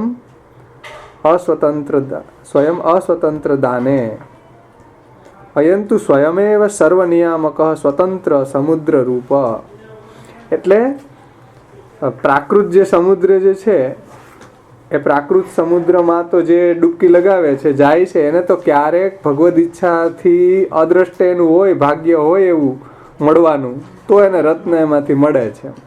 બધાને મળતા નથી એમ. લૌકિક સમુદ્રની અંદર ભગવાનની ઈચ્છાથી કે અદ્રષ્ટ એટલે ભાગ્ય દ્વારા એના ભાગ્યમાં લખેલું હોય કે આને રત્ન મળશે, સમુદ્ર ખોળ છે એટલે, તો એવાને એમાં એના ભાગ્યમાં લખેલું હોય, ભગવાનની ઈચ્છા હોય, એ પ્રકારે એને સમુદ્રમાંથી રત્ન વગેરે મળે છે.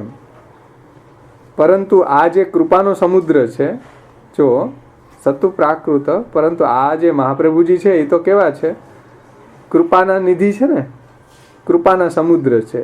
એ તો અલૌકિક સાગર છે. ઓલો તો પ્રાકૃત સાગર છે, લૌકિક સાગર છે. ઉપર કીધું સમુદ્ર સતુ પ્રાકૃત સમુદ્રો અયમ અલૌકિક. ઓલો તો લૌકિક સમુદ્ર છે અને શ્રી મહાપ્રભુજી તો અલૌકિક સમુદ્ર છે. અને લૌકિક સમુદ્રમાં તમે જુઓ કે ભગવાનની ઈચ્છાથી અદ્રષ્ટ દ્વારા અદ્રષ્ટ આદિ નિયામક, એટલે ભગવાનની ઈચ્છાથી એના ભાગ્યમાં હોય તો એને કંઈક એ સમુદ્રમાંથી મળે. અને સ્વયં અસ્વતંત્ર દાને, એટલે સમુદ્ર છે એ સ્વયં દાન કરવામાં સ્વતંત્ર નથી. જુઓ, અસ્વતંત્ર છે. એની અંદર કોઈક ડૂબકા મારે અને ડૂબકા મારે ને ભગવાનની ઈચ્છા હોય ને એના ભાગ્યમાં લખ્યું હોય તો એને એમાંથી મળે. એટલે સ્વયં અસ્વતંત્ર દાન. સમુદ્ર દાન કરવામાં અસ્વતંત્ર છે. મહાપ્રભુજીમાં એવું નથી. મહાપ્રભુજી એવા સમુદ્ર છે કે એ દાન કરવામાં સ્વતંત્ર છે. બહુ મસ્ત વાત ચાચા ગોપેશ્વરજીએ કરી કે ભાઈ ઓલો સમુદ્ર પ્રાકૃત છે અને એ બીજાને રત્ન આપવામાં સ્વતંત્ર નથી. એમાં ડૂબકા મારે અને ક્યારેક જો ભગવાનની ઈચ્છા હોય ને એના ભાગ્યમાં હોય તો મળે. પણ મહાપ્રભુજી તો અલૌકિક સમુદ્ર છે, સ્વતંત્ર છે દાન કરવામાં. એવા કૃપાના નિધિ છે કે મહાપ્રભુજી તો કૃપા સિંધુ છે, અલૌકિક કૃપાના સાગર છે, પ્રાકૃત નથી. એમ આગળ જ આપણે જોઈ ગયા પ્રાકૃત ધર્માનાશ્રય અપ્રાકૃત નિખિલ ધર્મ રૂપમિતિ. તો મહાપ્રભુજી તો અલૌકિક કૃપાના સાગર છે અને એમાં નિયામક પોતે સ્વતંત્ર જ છે. એમ જેને આપવું હોય એને શ્રી મહાપ્રભુજી સ્વતંત્ર રૂપે કૃપાનું દાન કરે છે. ઓલો સમુદ્ર એ સ્વતંત્ર નથી, એની અંદર તો ભગવદ ઈચ્છાથી એનું ભાગ્ય હોય તો સમુદ્રમાં વારંવાર ડૂબકા મારે તો એને કંઈક રત્ન બત્ન મળવું હોય તો મળે. એટલે એ સમુદ્ર બીજાને આપવા સ્વતંત્ર નથી. પણ મહાપ્રભુજી તો એવા કૃપાનિધિ છે પોતે સ્વતંત્ર છે. કૃપાના સમુદ્ર સ્વતંત્ર છે, ઓલો સમુદ્ર સ્વતંત્ર નથી. મહાપ્રભુજી તો કૃપાના સમુદ્ર છે એ સ્વતંત્ર છે, એ પોતે જ નિયામક છે. એમ આ સમુદ્ર નિયામક નથી, ત્યાં એનું અદ્રષ્ટ કે ભગવાનની ઈચ્છા નિયામક છે. અહીંયા તો શ્રી મહાપ્રભુજી પોતે નિયામક છે. અને જે કોઈ દેવી જીવ હોય એ જો મહાપ્રભુજીના શરણે જાય તો એને શ્રી મહાપ્રભુજી અવશ્ય ફલદાન કરે છે. કૃષ્ણાધરામૃતા સ્વાદ સિદ્ધિ એને અવશ્ય મળે છે. અવશ્ય મહાપ્રભુજી એને સ્વરૂપાનંદ, કૃષ્ણનો સ્વરૂપાનંદ, ભજનાનંદનું દાન અવશ્ય મહાપ્રભુજી કરે છે. કારણ કે મહાપ્રભુજી સ્વતંત્ર છે, એમ કૃપા કરવા માટે સ્વતંત્ર છે, બીજા ઉપર ડિપેન્ડન્ટ નથી. એમ હા, તો એને ભગવદ ઈચ્છા હતી કે અદ્રષ્ટ દ્વારા, એટલે અદ્રષ્ટ દ્વારા મળે એ મળવું હોય તો, એટલે ત્યાં સમુદ્ર સ્વતંત્ર નથી, ત્યાં એનું અદ્રષ્ટ કે ભગવદ ઈચ્છા નિયામક છે. અહીંયા મહાપ્રભુજી સમુદ્ર એવા છે કે જેનો શરણાગતિ કરે એને તો મળે, જે મહાપ્રભુજીની શરણાગતિ કરે એને મળે છે. વાં ડૂબકા 10 વાર ડૂબકા મારે ને એકવાર આવું તો આવે. અહીંયા એવું નથી, અહીંયા ખાલી ન જાય ક્યારે. એમ વાં તો ખાલી જાય, આ નિશાન ખાલી ન જાય. એટલે ચાચા ગોપેશ્વરજી કહે છે કે શ્રી મહાપ્રભુજી તો અલૌકિક સમુદ્ર છે. અને પાછા અયમ અલૌકિક સમુદ્ર તત્ર ભગવદ ઈચ્છા અદ્રષ્ટાદિ નિયામક સ્વયં અસ્વતંત્ર દાન. સમુદ્ર છે એ દાન કરવામાં અસ્વતંત્ર છે, પણ અયંતુ સ્વયમેવ સર્વ નિયામક સ્વતંત્ર સમુદ્ર રૂપ. મહાપ્રભુજી તો કૃપાના સાગર કેવા છે, સ્વતંત્ર. અને જે દેવી જીવને શરણે જાય એને ચોક્કસ મહાપ્રભુજી એવું દાન કરે. અહીંયા નિયામક કોણ છે તો કે મહાપ્રભુજી પોતે. વા નિયામક સમુદ્ર નથી, હા એનું નસીબ હોય કે ભગવદ ઈચ્છા હોય. પણ અહીંયા તો મહાપ્રભુજી પોતે નિયામક છે અને સ્વતંત્ર સમુદ્ર રૂપ છે મહાપ્રભુજી. એટલે જે દેવી જીવ છે એ બધી બાજુથી હારી જાય, ક્યાંય ન મેળ આવે, મહાપ્રભુજીને શરણ આવે, તરત ભગવાનની એને પ્રાપ્તિ થઈ જાય. બહુ બિચારો મતતો હોય, કૂચે મરતો હોય, કાંઈ હાથમાં ન આવે, પછી મહાપ્રભુજી મળે ત્યારે એને એમ થાય કે હાસ હવે ઠાકોરજી શીઘ્ર પ્રાપ્ત થશે. હા, રાણા વ્યાસનો તમે જુઓ, બિચારા કેટલી જગ્યાએ ફફા મારીને તીર્થમાં રખડી આવે, ક્યાંય મેળે ન આવે, શાસ્ત્ર અર્થમાં હારી ગયા. પછી કે હવે ભાઈ આત્મહત્યા સિવાય બીજું કાંઈ એને સૂઝતું નથી. એવા નહીં મહાપ્રભુજી, તમે જુઓ કે કૃષ્ણાશ્રય હોવાને કારણે એવી કૃપા કરી રાણા વ્યાસ ઉપર કે મરવા જઈ રહ્યા હતા, અનુકંપા મૃતાદ અમૃત્યુ મકરો હતા, ક્ષણાધરણ મસ્તુ મેં સીધા અમૃત્યુ કરી દીધા. અને એવા અમૃત્યુ કરી દીધા સીધા કૃષ્ણની એને પ્રાપ્તિ કરાવી દીધા.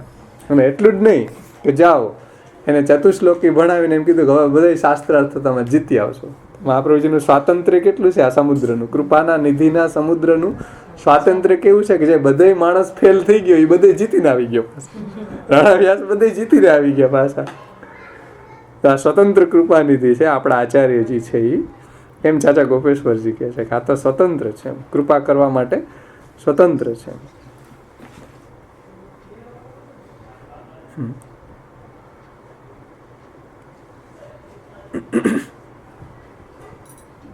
અને અયંતુ સ્વયમેવ સર્વ નિયામક, આમાં તો નિયામક પોતે જ છે આચાર્યજી, સ્વતંત્ર સમુદ્ર રૂપ છે. તેન યહ કિંચિત શરણાગતો ભવે.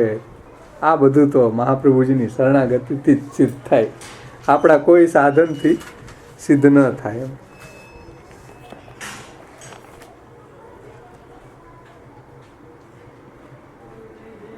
એટલે જ અહીંયા ચાચા ગોપેશ્વરજી કહે છે કે આ બધું છે એ શ્રી મહાપ્રભુજીની શરણાગતિથી જ આપણને એનું જ્ઞાન થાય છે, એના સ્વરૂપનું એની શરણાગતિથી જ આપણને ઠાકોરજીમાં પ્રેમની વૃદ્ધિ, ઠાકોરજીની સેવા, કથા, ગુણગાનમાં આસક્તિ, પ્રપંચ વિસ્મૃતિપૂર્વક ભગવદ આસક્તિ રૂપ નિરોધ, આ બધું મહાપ્રભુજીની કૃપાથી જ, મહતામ કૃપયા યાવત, મહાપ્રભુજીની કૃપાથી જ સિદ્ધ થાય છે.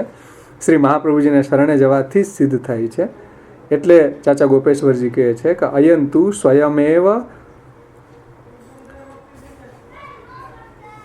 સર્વનિયામક સ્વતંત્ર સમુદ્ર રૂપ તેન યહ કશ્ચિત શરણાગતો ભવેત તસ્મૈ કૃપયા દદાત્યેવ કિંચિત પરંતુ તાદૃશ પ્રકારક સ્વરૂપ અનુભવ રૂપ નિધિસ્તુ સ્વાત્મજ એવ દત્તો ન અન્યસ્મે ઇતિ જ્ઞાપનાય ઉક્તમ કૃપાનિધિ. હવે અહીંયા જુઓ કે આગળ એ વાત આપણે સમજી ગયા કે શ્રી મહાપ્રભુજી સ્વતંત્ર છે કૃપા કરવા માટે. સાથે સાથે એ પ્રભુનો લીલાનો અનુભવ મહાપ્રભુજી કરાવવા માટે પણ સ્વતંત્ર છે. તમે જુઓ બીજા દેવી દેવતાઓને કાંઈ ફળ આપવું હોય તો એ સ્વતંત્ર નથી, એને ભગવાનને પૂછવા જવું પડે. મહાપ્રભુજીના તમે પ્રસંગો જો ક્યાંય એવું આવ્યું કે ભગવાનને ઉભા ભાઈ પૂછ્યા આવું પહેલા ક્યાંય જોવા ન મળે, કારણ કે સ્વતંત્ર છે આચાર્યજી. હા, કરાવે એમ. તો શ્રી મહાપ્રભુજીનું સ્વાતંત્ર્ય છે એમ. એવું પ્રભુનું હાસ્ય હોવાને કારણે, પ્રભુના મુખારવિંદ હોવાને કારણે, સાક્ષાત વસ્તુત કૃષ્ણ એવું હોવાને કારણે મહાપ્રભુજી સ્વતંત્ર છે એમ. બીજા તમે જુઓ કે ભાઈ બુલા મિશ્ર અને સરસ્વતીએ કીધું કે ભાઈ તને વિદ્યા આપવી મારા હાથની વાત નથી. તો બોલો કે ભાઈ હું તો તારી ઉપર મરીશ.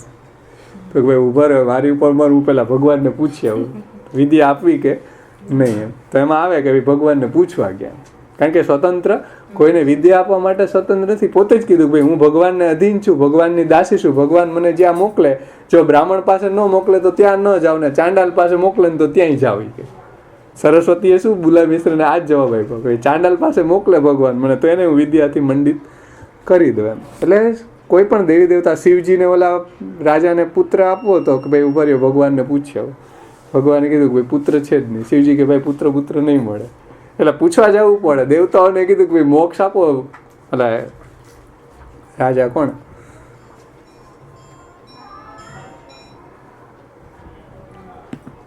મુચકુંદ, તો ભાઈ એ અમે આપી શકીએ નહીં. દેવતાઓ કે મોક્ષ સિવાય બીજું માગો.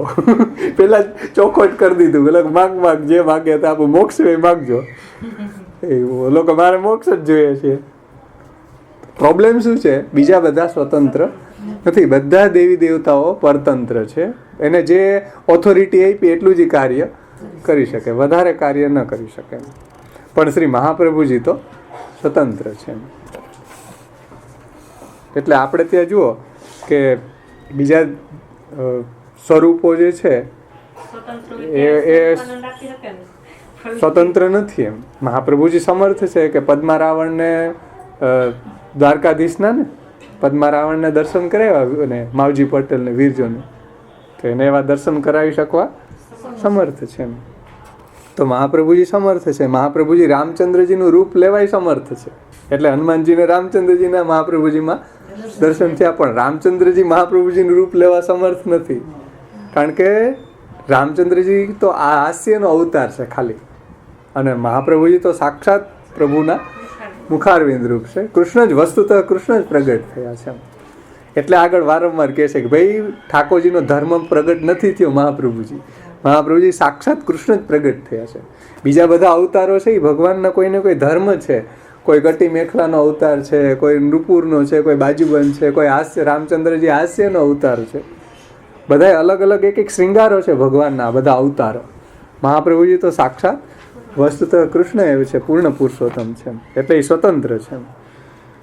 આચાર્યજીને જો આપણે શરણે જઈએ તો જ આપણને આવું દાન, એના સ્વરૂપનું જ્ઞાન આપણને થાય છે. અને ભગવાને જ કીધું છે કે આચાર્ય ચૈત્ય વ્યપુષા સ્વગતિમ વ્યનક્તિ, મારા તરફ આવવાની ગતિ હું આચાર્ય રૂપે બતાવું. બુલા મિશ્રને એ જ કીધું ને, દર્શન આપ્યા પણ ભક્તિ તો તને આચાર્યજી આપશે. ભગવાને એમ કીધું ભક્તિ આચાર્યજી પાસે જાઓ. રસખાનને તમે જુઓ, અલી ખાન, આ બધા એના જે પ્રસંગો આવે બધા એમ કીધું કે હા, કારણ કે અત્યારે વાણ્યા યદા તદા સ્વાસ્યમ પ્રાદુર્ભૂતમ છે. અત્યારે મારું મહાત્મય મારા દ્વારા પ્રગટ નથી કરવું, વાણી દ્વારા પ્રગટ. એટલે ભગવાનને કોઈ પ્રગટ થઈ ગયા ને જેની સામે, એને ભગવાન એમ કીધું જાઓ વાણી પાસે જાઓ, મારી વાણી પ્રગટ થઈ. હા, પણ એને આશે પાસે મોકલા બધાને, કારણ કે મારી ઈચ્છા અત્યારે આવી જ છે. જો ભગવાન પ્રગટ થઈ જાય તો એમ જ કહે કે ભાઈ અત્યારે તો તમારો ઉદ્ધાર છે આચાર્ય દ્વારા થશે. ભગવાન સાક્ષાત બુલા મિશ્રને જ કીધું કે ભાઈ અત્યારે તમારે ભક્તિ જોતી હોય તો શ્રી મહાપ્રભુજી પાસે રસખાન જવાને દર્શન દઈ દીધા, પણ શ્રીનાથજીએ શું કીધું ગુસાઈજીને, ઓલાને શરણે લ્યો પછી જ મને ટચ કરી શકશે, ત્યાં સુધી મને સ્પર્શ કરી શકશે નહીં. એટલી હદ સુધી ટચ એ કે મને નહીં કરી શકે જ્યાં સુધી તમારા દ્વારા દીક્ષિત નહીં થાય.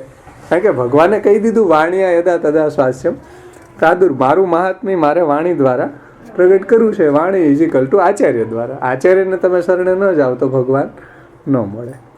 આ રહસ્ય સમજો. અને જેટલા બી પહેલા ભગવાન મળ્યા છે એ બધાને મહાપ્રભુજી ને શરણે, ગુસાઈજીને શરણે જવાનું ઠાકોરજીએ પોતે કીધું છે. બધા પ્રસંગો ઉઠાવીને જુઓ બધી જ જગ્યાએ. પછી આગળ કહે છે ચાચા ગોપેશ્વરજી, થોડુંક છે લઈ લે છે.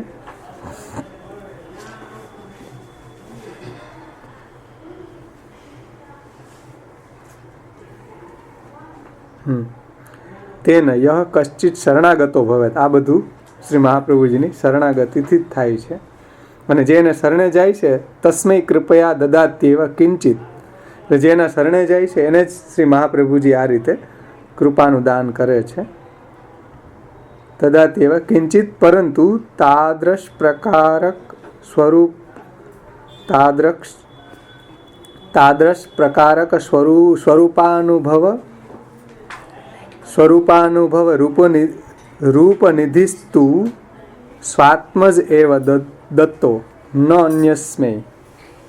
અન્યસ્મૈ ઇતિ જ્ઞાપનાયુક્તમ કૃપાનિધિ.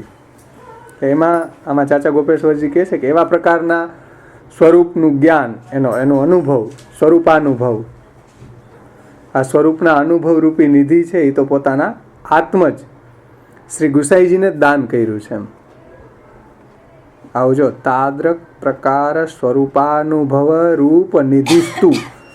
એટલે આવી સ્વરૂપના અનુભવ તો જ ગુસાઈજી સર્વોત્તમ સ્તોત્ર લખી શકે ને. એને આવો સ્વરૂપનો અનુભવ થયો એટલે તો એને સર્વોત્તમ સ્તોત્રમાં એક નામો આવા પ્રગટ કર્યા. એમ એટલે અહીં કહે છે ચાચા ગોપેશ્વરજી કે તાદ્રશ પ્રકાર સ્વરૂપાનુભવ રૂપ નિધિસ્તુ સ્વાત્મજ એવ. પોતાના આત્મજ એટલે ગુસાઈજી.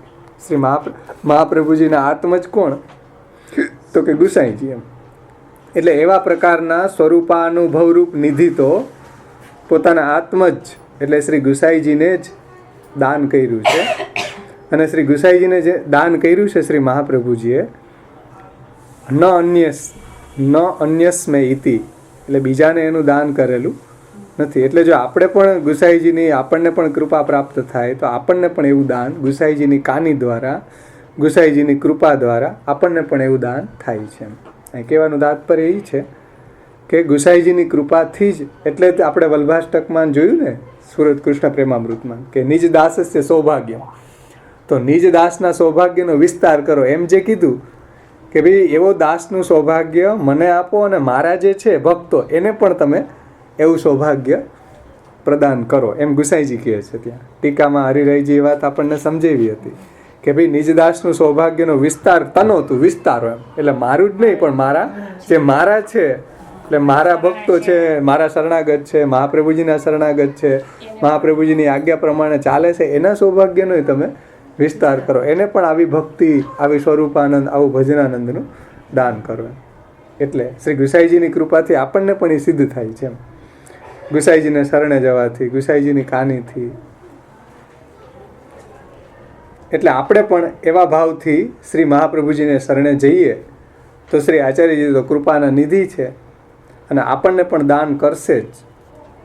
શ્રી ગુસાઈજીની કૃપાથી આપણને પણ દાન કરશે. એટલે ગુસાઈજીનું વિઠ્ઠલ, શ્રી વિઠ્ઠલ નામનો મતલબ શું? જ્ઞાન શૂન્યને પણ જ્ઞાનવાન બનાવવાવાળા. તો જે જ્ઞાન શૂન્ય છે એને પણ જ્ઞાનવાન બનાવી દે ગુસાઈજી.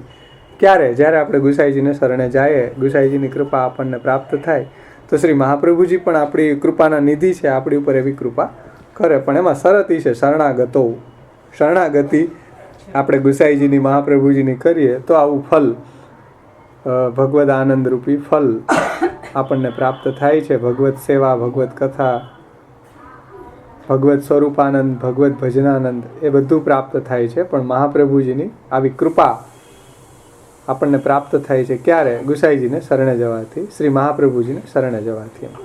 બધાને નથી થતી. અને મહાપ્રભુજી સ્વતંત્ર છે પાછા, જેમ ઓલો સમુદ્ર પરતંત્ર છે, પણ મહાપ્રભુજી કૃપા કરવામાં સ્વતંત્ર છે. જે એના શરણે જાય એને ચોક્કસ આવી કૃપા પ્રાપ્ત થાય. ને જે ગુસાઈજીનું આ સર્વોત્તમ સ્તોત્ર ગુસાઈજીએ પ્રગટ કર્યા ને, કારણ કે ગુસાઈજીને એ અહીંયા કીધું કે કૃપયા દદાતીવ કિંચિત પરંતુ તાદૃશ પ્રકારક સ્વરૂપાનુભવ રૂપ નિધિસ્તુ તો સ્વાત્મ જેવ દત્તો ન અન્યસ્મે. એવું તો દાન મહાપ્રભુજીએ ગુસાઈજીને જ કર્યું. ગુસાઈજી મહાપ્રભુજીમાં એટલા નિમગ્ન રહેતા એટલે જ તો આનંદ નામ એને અનુભૂત થયું ને, કે ભાઈ પહેલાં એને સ્મરણ કર્યું તો તરત એને આનંદ નામની, શ્રી મહાપ્રભુજી આનંદ રૂપ છે એવી અનુભૂતિ થઈ.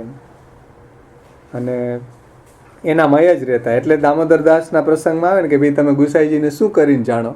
તો કે આપના આત્મ જ જાણો. તો કે નહીં, મારું સ્વરૂપ છે, એટલે તમે રોજ એને ચરણસ્પર્શ કરતા જાઓ. એટલે પેલા દામોદર દાસજીને ગુસાઈજી જ જો કે ચરણસ્પર્શ ન કરવા દેતા, કારણ કે શ્રી મહાપ્રભુજીનો આવેશ એટલો દામોદર દાસ હરસાનીમાં રહેતો.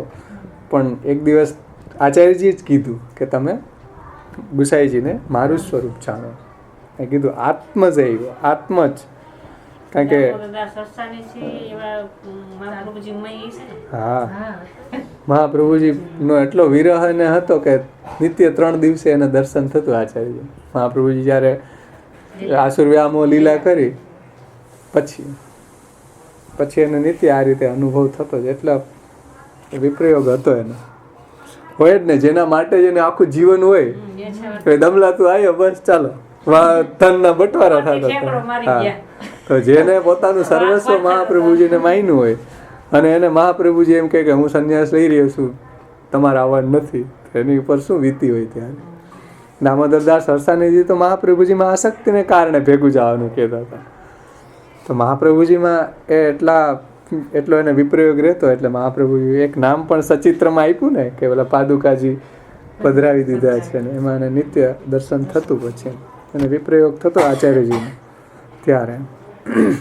પણ આ દ્વારા શ્રી કૃષ્ણાસ્ય અને કૃપાનિધિ એમાં એ સમજાયું કે ભાઈ કૃષ્ણાસ્ય જે લીલા વિશિષ્ટ વ્રજભક્તોથી લીલાથી વ્રજભક્તોથી વીંટળાયેલા છે ને, એને ભગવદ રસનું એ દાન કરે છે. એ જ રીતે મહાપ્રભુજી પણ એવા જ છે કૃષ્ણાસ્ય. એટલે એ પણ આ જ રીતે ભગવદ લીલા રસનું દાન આપણને કરે છે.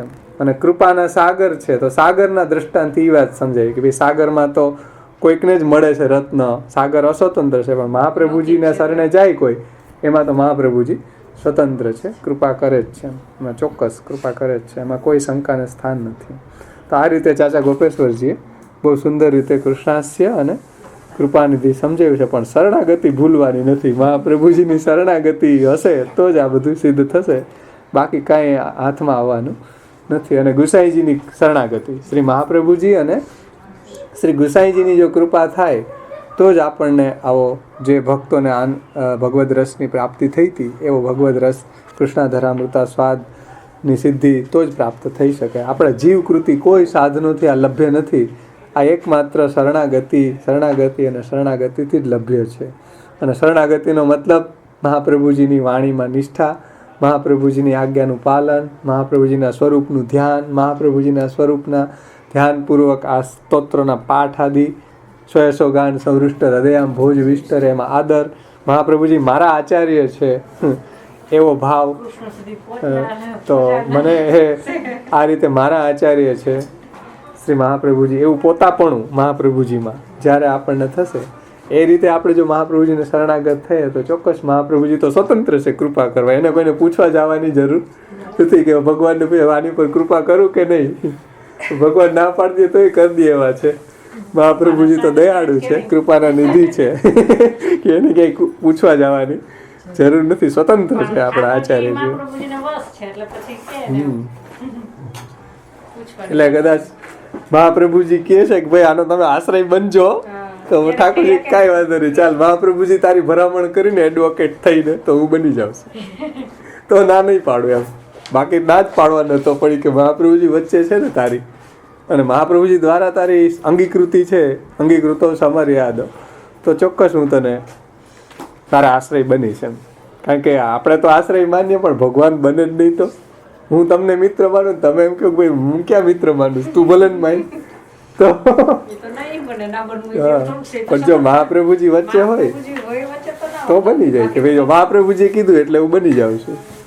કારણ કે મહાપ્રભુજીને પ્રભુ વંશ છે તો જ કહ્યું, એટલે જ કીધું શરણાગતિ પેલા જરૂરી છે. મહાપ્રભુજીની જો શરણાગતિ ન હોય તો ન કહે. એટલે તસ્યાશ્રયો ભવેત કૃષ્ણ ઇતિ શ્રી વલ્લભો બ્રવીત, કે ભાઈ એનો આશ્રય કૃષ્ણ થશે જ, એમ મહાપ્રભુજી કહી રહ્યા છે એમ. તો અને પ્રભુને કીધું કે ભાઈ આનો આશ્રય થાજો, તો પ્રભુએ આશ્રય થવા તૈયાર છે આપણા. પણ ક્યારે? આપણે જો શરણાગત હોઈએ તો એમ, મહાપ્રભુજીને શરણાગત હોય તો એમ. આ રીતે બહુ સુંદર આપણા બે નામ સારી રીતે થયા છે. થોડીક હરિરાયજીની લીધી છે આપણે, થોડીક જોશું એમાં. જ્યાં જ્યાં શૃંગાર રસાત્મા તરીકે વર્ણન થયું છે એવું નથી લીધું, ભક્તિ રસાત્મા તરીકે વર્ણન થયું છે એની ઉપર થોડી હાઇલાઇટ કરી છે. તો એનું થોડુંક અવગાહન કરશું, પછી આવતી વખતે આગળનું નામ લેશું આપણે. તો આશ્રયનું પદ બોલી, કારણ કે આશ્રયથી જ બધું સિદ્ધ થાય છે, તો આશ્રયથી શરણાગતિથી આશ્રયનું પદ બોલી અહીં સમાપન કરીએ. કહેવાય જ ને, મહાપ્રભુજીની આજ્ઞા પ્રમાણે તમે જીવી રહ્યા છો તો તમે મહાપ્રભુજીને શરણાગત જ છો. બાકી શરણ પકડીને બેસી જાઓ પછી આજ્ઞાનું પાલન ન કરો તો શરણાગત ન કહેવાય. એટલે બધી જ રીતે કાયિક, વાચિક, માનસિક બધી રીતે આપણે શરણાગત મહાપ્રભુજીને થવું છે એમ. તો એ શરણાગતિ સાચી શરણાગતિ કહેવાય.